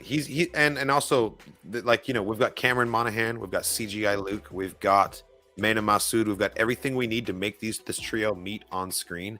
I just really hope it happens, and I really hope that while they're having their sit-down meeting inside the building, we pan out and we've got Iden Versio, Shriv Shrigov, like maybe even Zay Versio, depending on when this happens, and Ahsoka like chilling out there having a conversation. True. Like, bring in all of these characters on the board. Could just be like, "Hey, I know your sister," or like, "Hey, I've done shit for your sister." Totally. I'm an old friend of the family. Don't worry about it. Yes. I thank you again for all of your questions, everyone. Yeah, absolutely. Between here in the live Q&A and the Instagram questions, once this is posted, everyone will be able to go through everything before. What was that, Dark Trooper? Death Troopers movie. Thoughts on Death Troopers is the Star Wars like zombie novel, basically, where a ship with stormtroopers on it encounters Death Trooper encounters a zombie virus, and the dead stormtroopers rise back up, and it's like there's also one which is the same thing but with undead Sith, which is pretty dope. Imagine zombies that can use the Force. That would be a fucking cool fan film to watch. That would be really cool. That would be cool. If I was gonna make a fan film, it would probably be one like that, some sort of like horror or psychological. I'd love to make a comedy, but I just don't know if that's so much more work. A comedy is so difficult to make and like actually make it funny. But if I had a huge budget, I'd make a comedy. You would need good writers. Again, definitely. Like, if you just what are you trying to make say? A Star Wars horror film? Oh, so good. Horror film would be excellent. I really love a comic that expands on the story of Cal Kestis, Joseph Paul, and the Clone Battalion during the Clone Wars. That would be awesome. I really hope that we do get more like comic content that sort of like brings these characters together more and shows that they knew each other. Some people will complain. Some people will talk about how it's the small universe problem again. But I disagree. I think that there needs to be at least a little bit of cohesion between these guys. If they're the heroes of the war, they should at least have met each other, you know? Or that part, yeah. There's only so many Jedi. There's only tens of thousands in the entire galaxy. You know, one human can meet tens of thousands of people in his life without ever leaving the planet very easily. I'm sure the Jedi have met, you know? They have to. I mean, hell, Shakti still doesn't have a truly canon death. That's true. That's true. There's just a bunch of them. Personally, I think that her deleted scene death on the invisible hand is the canon death. The one where she's killed in front of Anakin and Obi-Wan. Yeah. Although Matt Stover, excuse me. Was it Matt Stover or James Luceno who did the novelization? Anyway, the novelization, she's killed in the library in the temple attack. All we know is that her body got stolen and fucking used for Jedi hunting. Generally, if a deleted scene or a moment is included in a novelization, it's considered canon to the film. Yeah. So I don't know. Maybe her temple death is the canon one, but definitely not Force Unleashed. Yeah, definitely not. Hot take. Snoke is a character with untapped potential. Give him a good EU book, and you can make him into someone fascinating. I agree. I completely agree. I completely agree with that. Predecessor Palpatine clone. Fuck yeah. Dude. We got a taste in the Rise of Kylo Ren comic. We got to see like Snoke in this weird like garden sphere, and he was giving off a way different vibe. He wasn't like grumpy, angry Hugh Hefner weirdo in a throne room in a bathrobe. He was like gardening and like being like a kindly old man and like being very nurturing to Ben, which just makes him even creepier and more insidious that he had that transformation. And I would love some more Snoke material. Did he still have like the hole in his fucking cranium though? Like did he? He was wearing a big old sun hat, like a big old wicker hat, like straight up like some gentle farmer type guy. Like he looked very chill. I think it would be cool. Yep, it's a Mew versus Mewtwo situation. Definitely. I don't know. I think that there's a great story to be, and also Andy Serkis is so goddamn talented. Like any excuse to get more Andy Serkis in Star Wars, I'm all for it. For it. Make him Dengar. I want Jonathan Banks. Jonathan Banks for Dengar. He was Mike Ehrmantraut in Breaking Bad and Better Call Saul. Mace Windu magically returning, dude. I mean, there's that Vader fan film on YouTube where they insinuated that like Mace Windu survived his fall, and that's right. That was right after that was Star Wars Theories Vader fan film, yeah. And then he teased Mace at the end. He had like a CGI Samuel L. Jackson standing there. I know Jackson wants to do it. I know Samuel. Whatever happened with that? Did he ever make a second one? Say again. Whatever happened with that? Did he make part 2? They need money. Yeah, probably ran out of money. They have the story and everything written out. They just need help with production costs. Sure, is what they said at the end of the first film. That's what they said. I'm sure that COVID probably had a lot to do with like hamstringing the production too. Unfortunately. Oh, I totally wrongly read this question. It says, "Are there any potential storylines you don't want to see?" Personally, I don't really. I don't care for Mace. Like, if Mace Windu comes back, that'll be cool and interesting, and I'll definitely like check it out. But like, I won't be that excited. I'm like, it'd be a fan service, yeah. Yeah, why? It doesn't make sense. It doesn't make sense for him to survive. And I know that you could apply that to anybody. Like, well, why did Darth Maul come back then? Potentially, you know, Darth Maul came back with a fucking finch. Are you kidding me? Darth Maul came back in the coolest way. Yeah. I do have to say that we don't want to see Caravan of Courage. Leave it in the past. Let it die. Kill it if you have. Die. Oh man, no storylines that I don't want to see. I don't want to see a whole lot of like the courtship of Han and Leia, for example. I'm totally fine with that being in a book. I don't need like a romantic comedy about how they got together and like how they got married and had Ben Solo. Like, you can save that for supplemental material for me. I don't really need that story. That's fair. Someone out there would love that story though. So, you know, like I can only speak for my own personal tastes. And it's not like because I don't want it, they shouldn't make it. It's like they'll make it and I'll still watch it, but I'll be like, I don't know. And then I'll get on with my life. That's fair, yeah. Star Wars comic character has the saddest backstory. Oof. Oh, there's so many. Like, I'm just like instantly depressed thinking about trying to pick one. Like, but I mean, Obi-Wan's had it fucking rough. Obi-Wan has it very rough. I'm trying to think of like an exclusive comic person. Rough. Dr. Aphra has a pretty sad story. Like, if you think about what happened with her mom and with her dad, and like, yeah, just like her family relationship, I think Dr. Aphra might be my comic character with the saddest backstory. Oh, honestly. Comic character, gotcha. Comic character. Now I'm like trying to go through. Also, Dr. Holocron, I completely agree. You don't need a Vader movie. We've already had like 9 of them. You know. That's true. Which saddest comic character with saddest backstory? Zane Carrick would be my second. Zane Carrick from the Jedi Fallen, the Knights of the Old Republic, by John Jackson Miller. Zane has a very sad story too. Damn, I'm trying to like go through.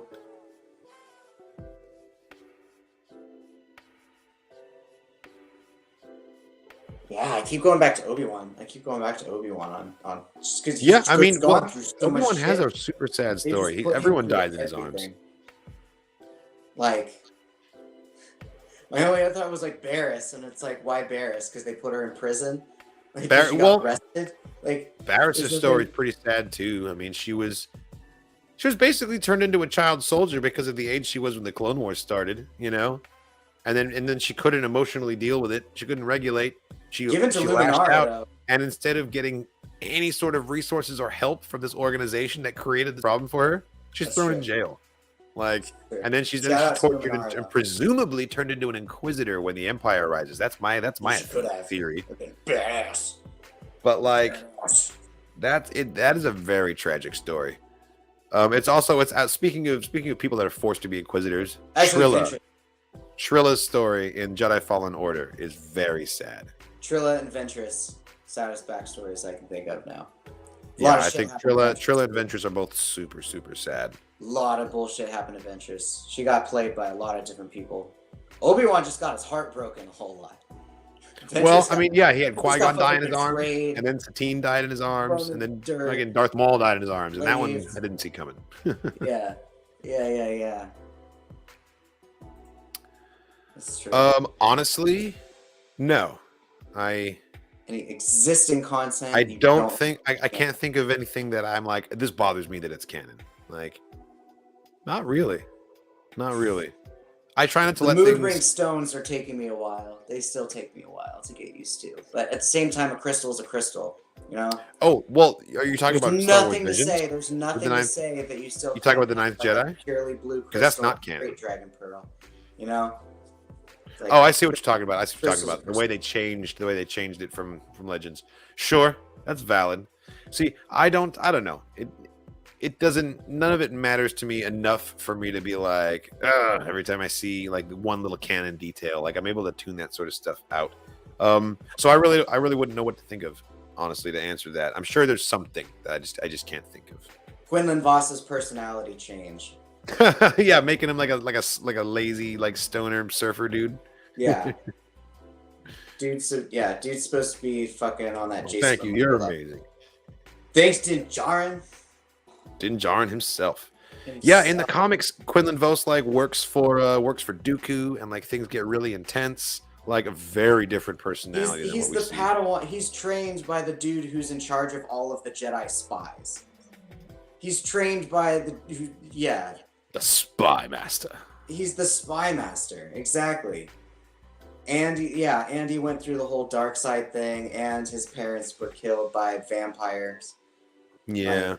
Or, the vampire species that, like, stabs you in the face and sucks your brains out or whatever. Yep, just like Danik Jericho from the Cantina. Bro, fucking crazy people. They're called Anzadi, I want to say. Yeah. Claudia Gray writes some damn good Star Wars stories, man. She wrote Lost Stars. I love Lost Stars. I could see her doing a really good Barris novel. I could also see E.K. Johnston doing a really good Barris novel.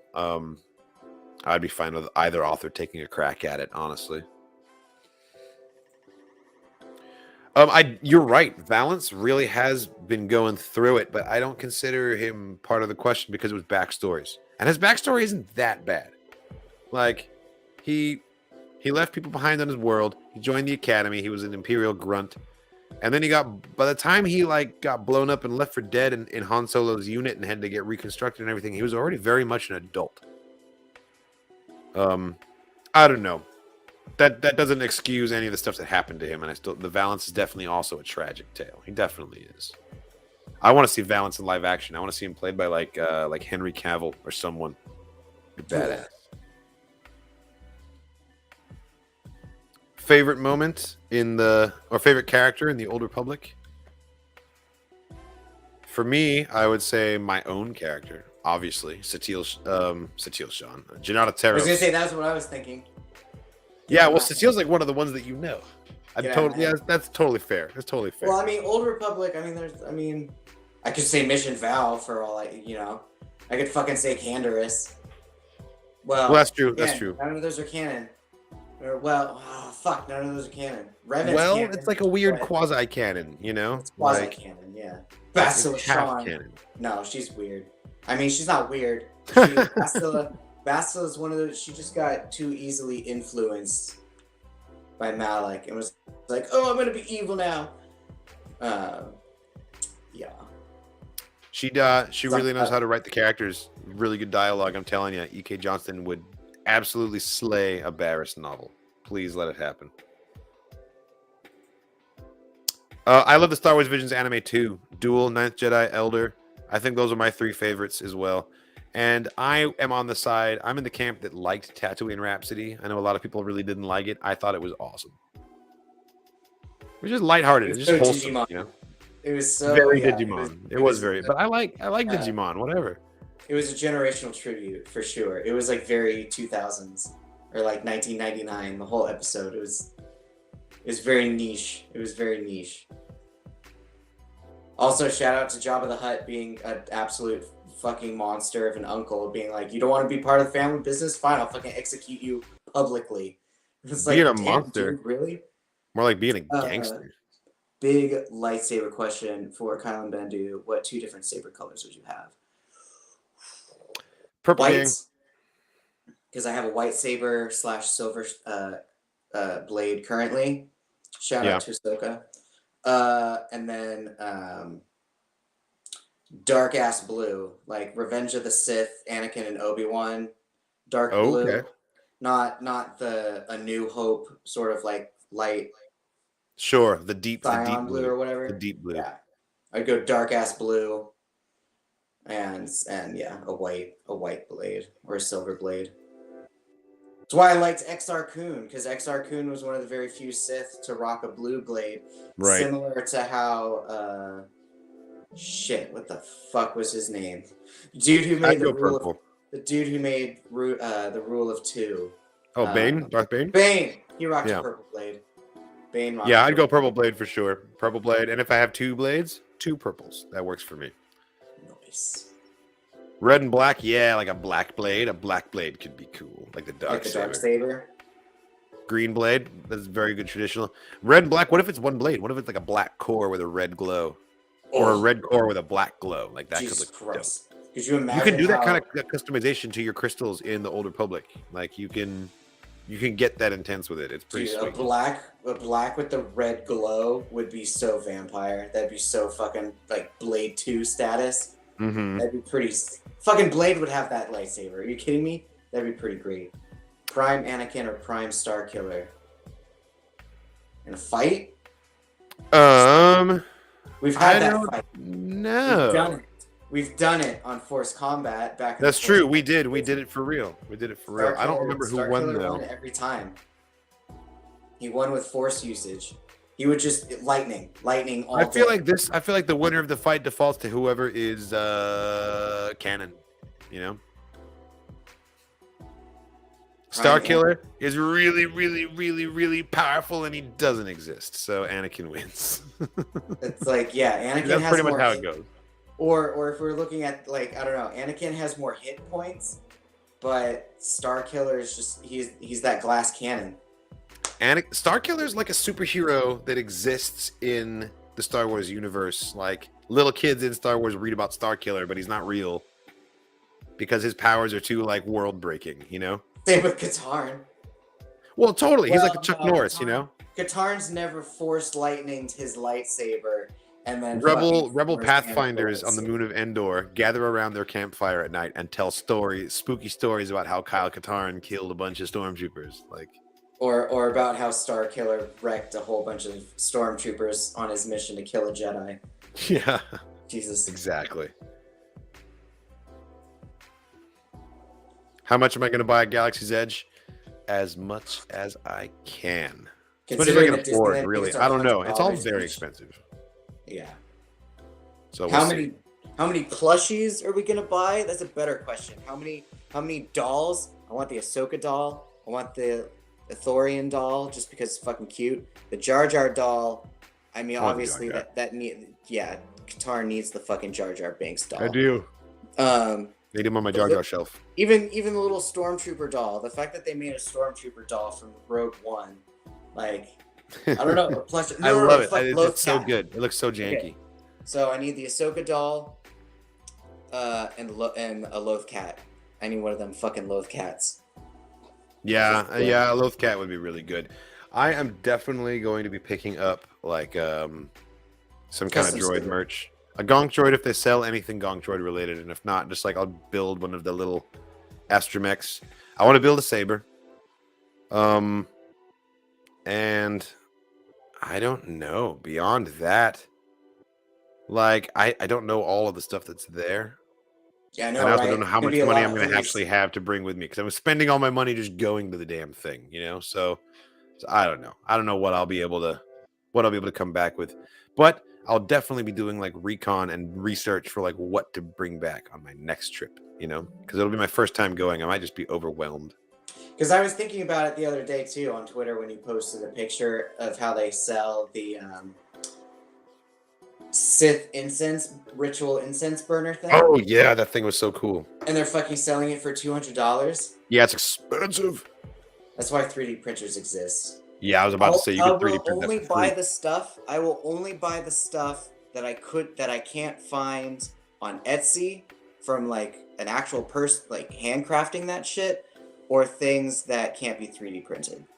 No, that's fair. That's why I said like a lot of the dolls and plushies I'll probably purchase, or like 1 or 2 hoodies, or the Build-A-Saber, because I can't buy that shit. You know, we can't just wander in and do it. We gotta set up appointments. Yeah. That's fair too. So it's like, you know, that's the thing. It's a very specific thing. But if there's like someone that I could pay on Etsy for the Sith incense burner who will actually benefit more. Totally. And you could get it a lot cheaper that way probably too. And it might even be high quality. Not $200 Disney, not like fucking, yeah. That's 3 Disney tickets. That's Timothy Zahn. 2 Disney tickets. Timothy Zahn and Dave Filoni writing a movie would be an ideal scenario. I feel like Timothy Zahn, Dave Filoni directing, Timothy Zahn writing with Michael Stackpole. Give us like a Rogue Squadron movie that is culminating with Thrawn being like the Phase 1 big bad of all these live action shows. I think that would be badass. as just this strategic genius. Totally. And then let Stackpole write all the cockpit scenes and Filoni write all like the main story scenes. Could be dope. And then Timothy Zahn is in charge of like what Thrawn does. Where do you think Chrysanthemum was during the War of the Bounty Hunters? I don't know. Wasn't he there?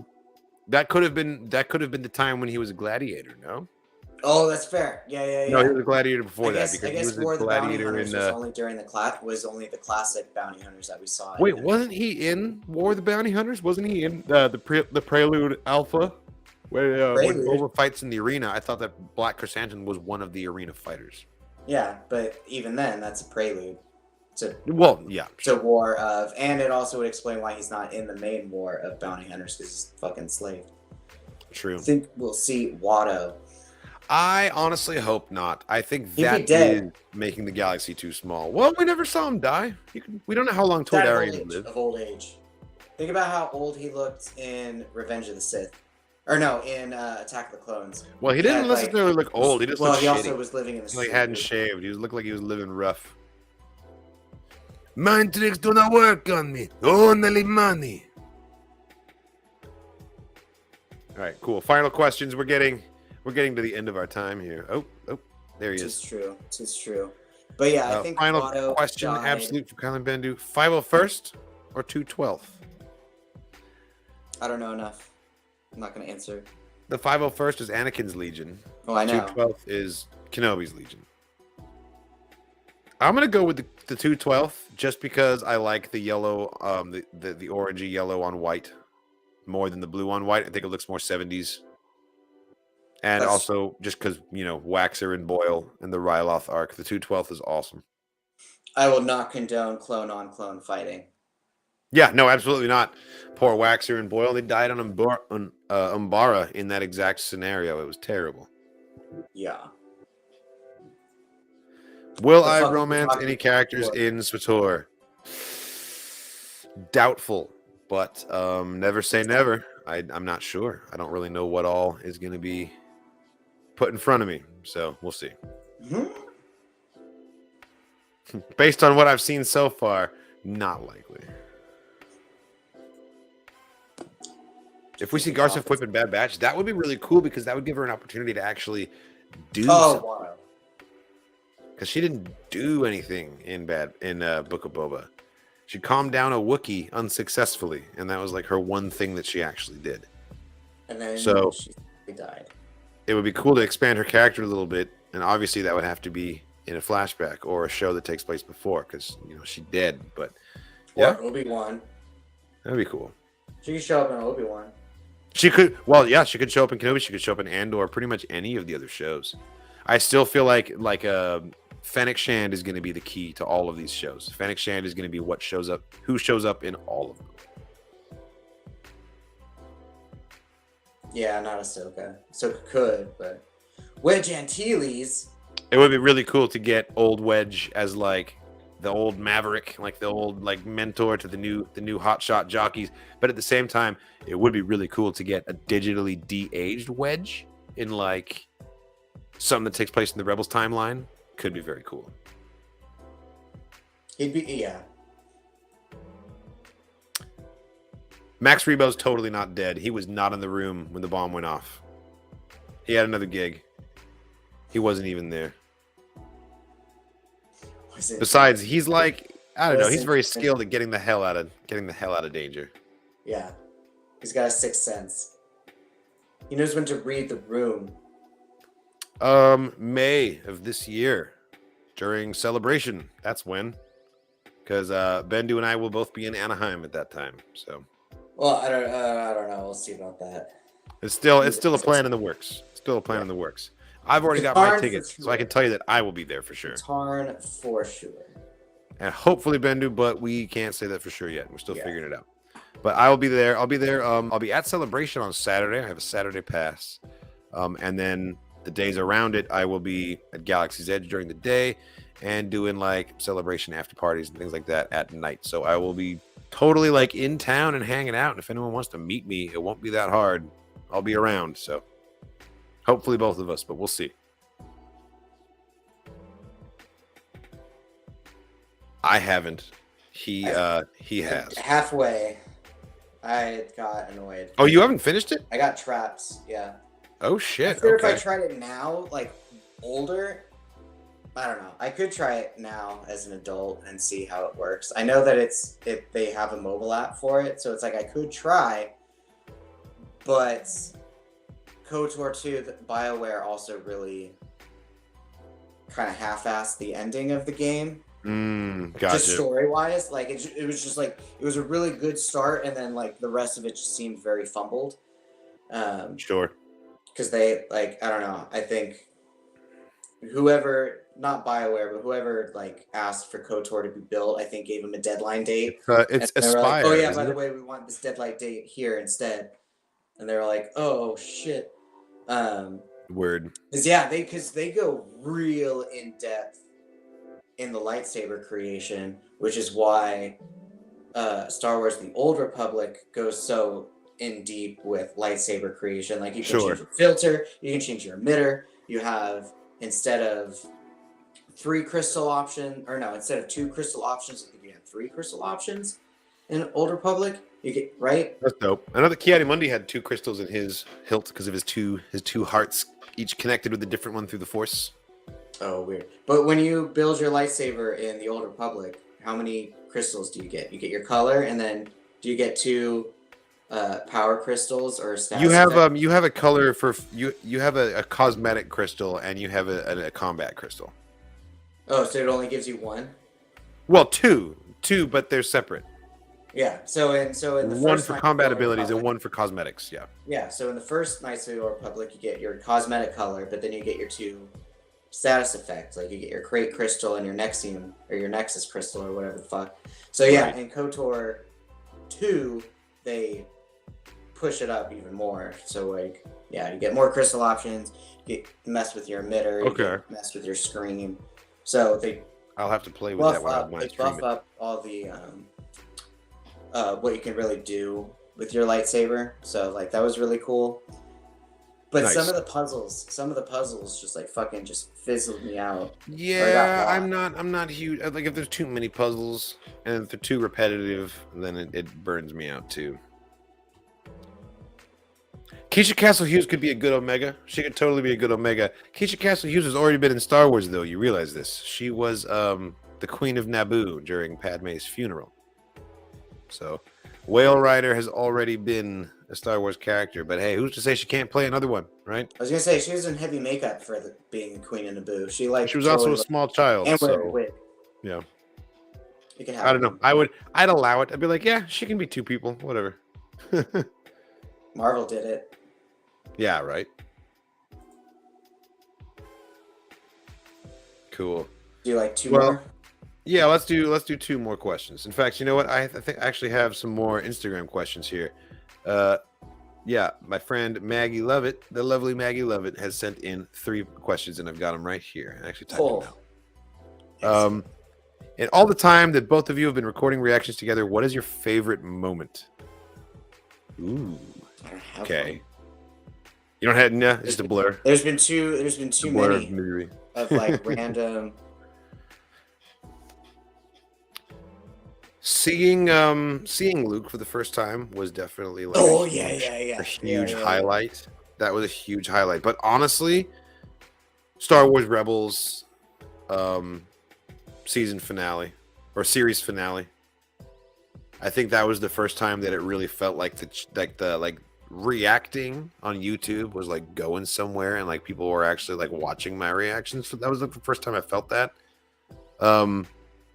And also it was just an incredible piece of Star Wars storytelling to get to like witness for the first time. Like, oh yeah, same with season. The fact that was caught on camera is special to me. So I would say, yeah, favorite reaction moment. Season Clone Wars.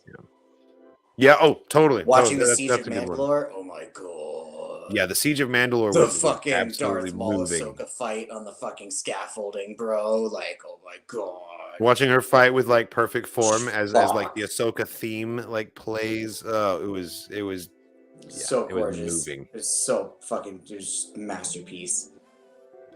Or if you were given a $500,000 budget tomorrow for a Star Wars fan film, what would you want to make? I kind of was talking about this earlier. For me, either a horror or a comedy. Maybe a little bit of both.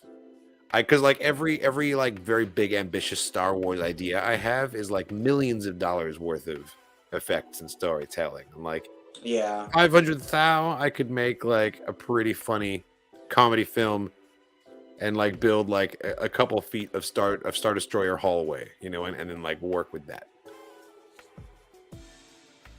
Something great. I don't know. It could be like a mockumentary about a pod racer, like Talladega Nights style. Oh my god, that would be fucking. But it's the story of Ben Quadraneros trying to like regain his glory after what happened at the Boonta Classic. It would be made from the Best in Show people, or totally made by the Reno 911 people. Oh my god. Oh yes. Shit out of that. I wouldn't direct it or write it, but I'd watch the shit out of it. Or it could be. Yeah, no. It's Ben Quadraneros is the main character, pod racer, down on his luck, trying to restart his career, and he hires Peli Motto and the Hutt Majordomo from Book of Boba Fett to be like his like race promoter and his mechanic, and then like hijinks ensue. I'd watch it. I'd watch that show. That'd be fucking hilarious. They all have to get ready for the next Boonta Eve Classic. That's the whole premise of the season or the series. Is they're preparing for this one race. I would just make a Dathomiri Blair Witch sort of movie. Oh, that'd be cool. Or a fucking Dathomiri Dybbuk box or a Sith Dybbuk box sort of a movie. Goddamn Dybbuk box. I would just have some random peddler buy some like Sith artifact in a fucking antique store. Yeah, and then he takes the Sith artifact home, and then horror ensues. He gets pulled out of his bed. Incubus mocking. It's like the mask of Sith Lord Momin. Yeah. So he just found it at a flea market, brought it home, stuck it on the wall.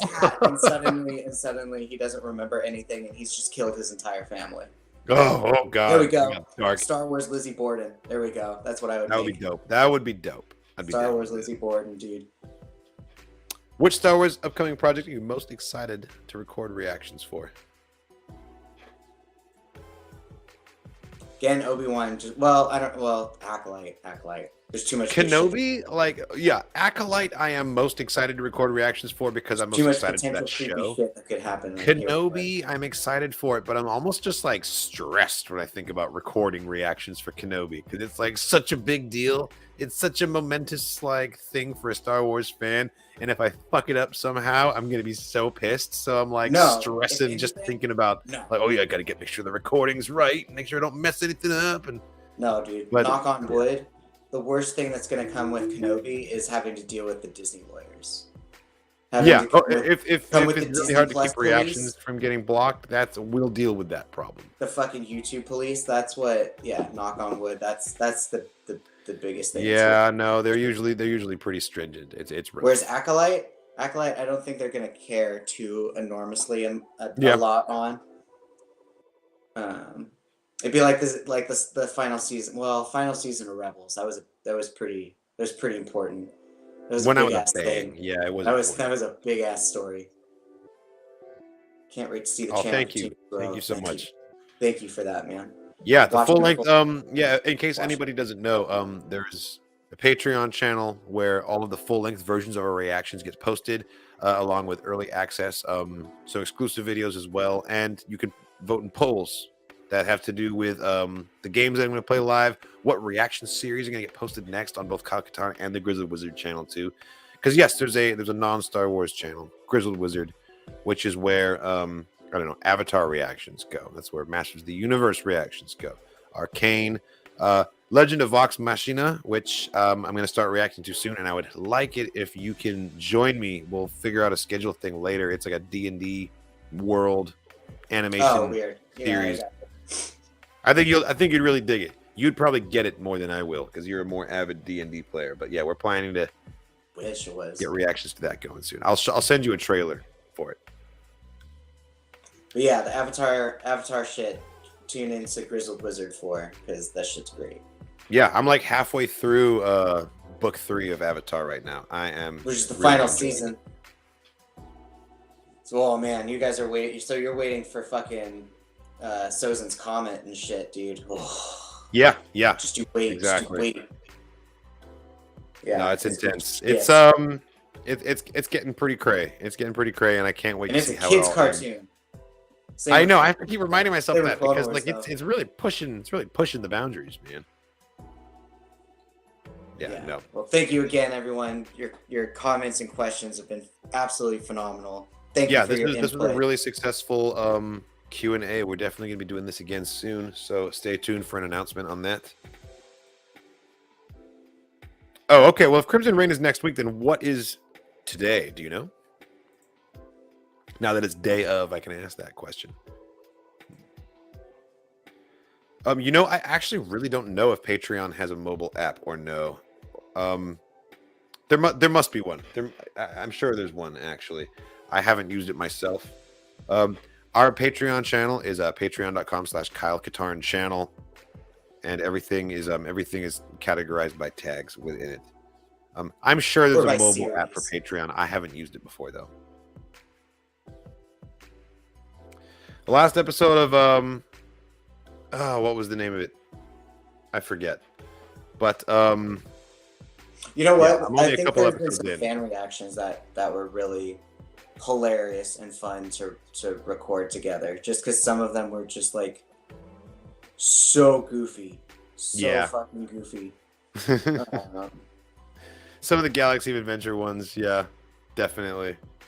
Also, the Tartakovsky Clone Wars reactions; those were a lot of fun. Because that was like the first time for you watching, and that was fucking nostalgia. Yeah, I'd never seen him. I'd never seen him before. That was a lot of fun. God, the micro series is so damn good, though. It's so damn good. And visually, like Dooku looks the coolest and the creepiest he's ever looked. Is in animated form. Just a space vampire. There's a really cool Dooku episode of Tales from Vader's Castle, which is the IDW like Halloween collection that they put out in the comics. The Dooku one, he's like Space Dracula. It's so good. It's so good. I haven't seen a live Q&A with you guys before. Really glad you were able to join us. This is the first one that we've done in a long time. So, and hopefully they'll be happening with a lot more frequency moving forward. So the dry spell's over with. Kyle and Bendu are here to stay. Yeah, it was figuring out the how to do things was for the most part.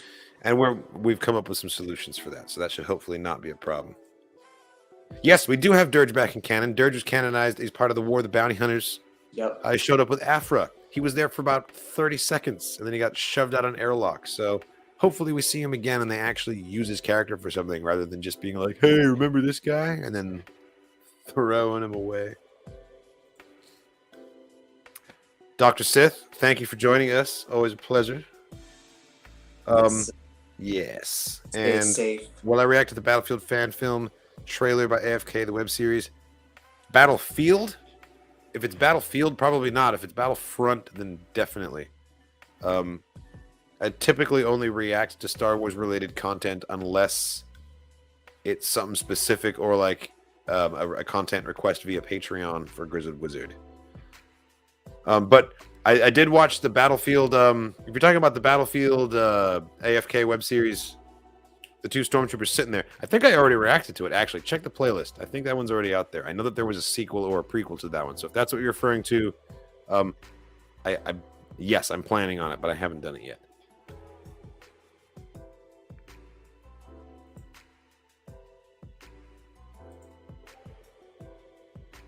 Yeah, I'm sure George would want some revenge after getting shoved out an airlock the way he did.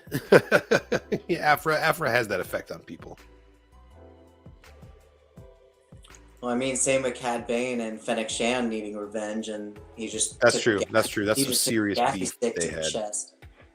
Serious beef. All right, well, I think actually, this fuck, is about he could show up time again in the Kenobi series, you know? That we have. Oh, yeah, we can totally get Cad Bane in Kenobi because he's still fucking alive. It takes place years earlier than Book of Boba. Yeah, totally. No. And him and Obi-Wan have beef. Cool. Yeah. They don't. They don't. Obi-Wan and Cad Bane? Cad Bane tried to kill Obi-Wan and Quinlan Vos at the same fucking time. Oh, you're right. You're right. It was like one of the greatest Jedi fights ever, and he. No, you're right. I was thinking of something else. In fact, because we were talking about it earlier, Quinlan Vos and Obi-Wan, if they met up in the Kenobi show, they could have a rematch with Cad Bane, and all three survive again. That would be pretty good, actually. That would totally be awesome. Yeah. And on that note, well, thank you again, friends. Yeah, thanks for watching and hanging out with us, everybody, and giving us a bunch of excellent questions for us to answer. This was a lot of fun, and we will be doing this again very soon, so stay tuned for an announcement as to when we'll be doing another Q&A. Yeah, very much enjoyed the live stream. Well, we very much enjoyed having you in the live stream, so thank you guys for joining us. This was awesome. That's all we got. Kyle and Bendu signing off, and as always, may the Force be with you.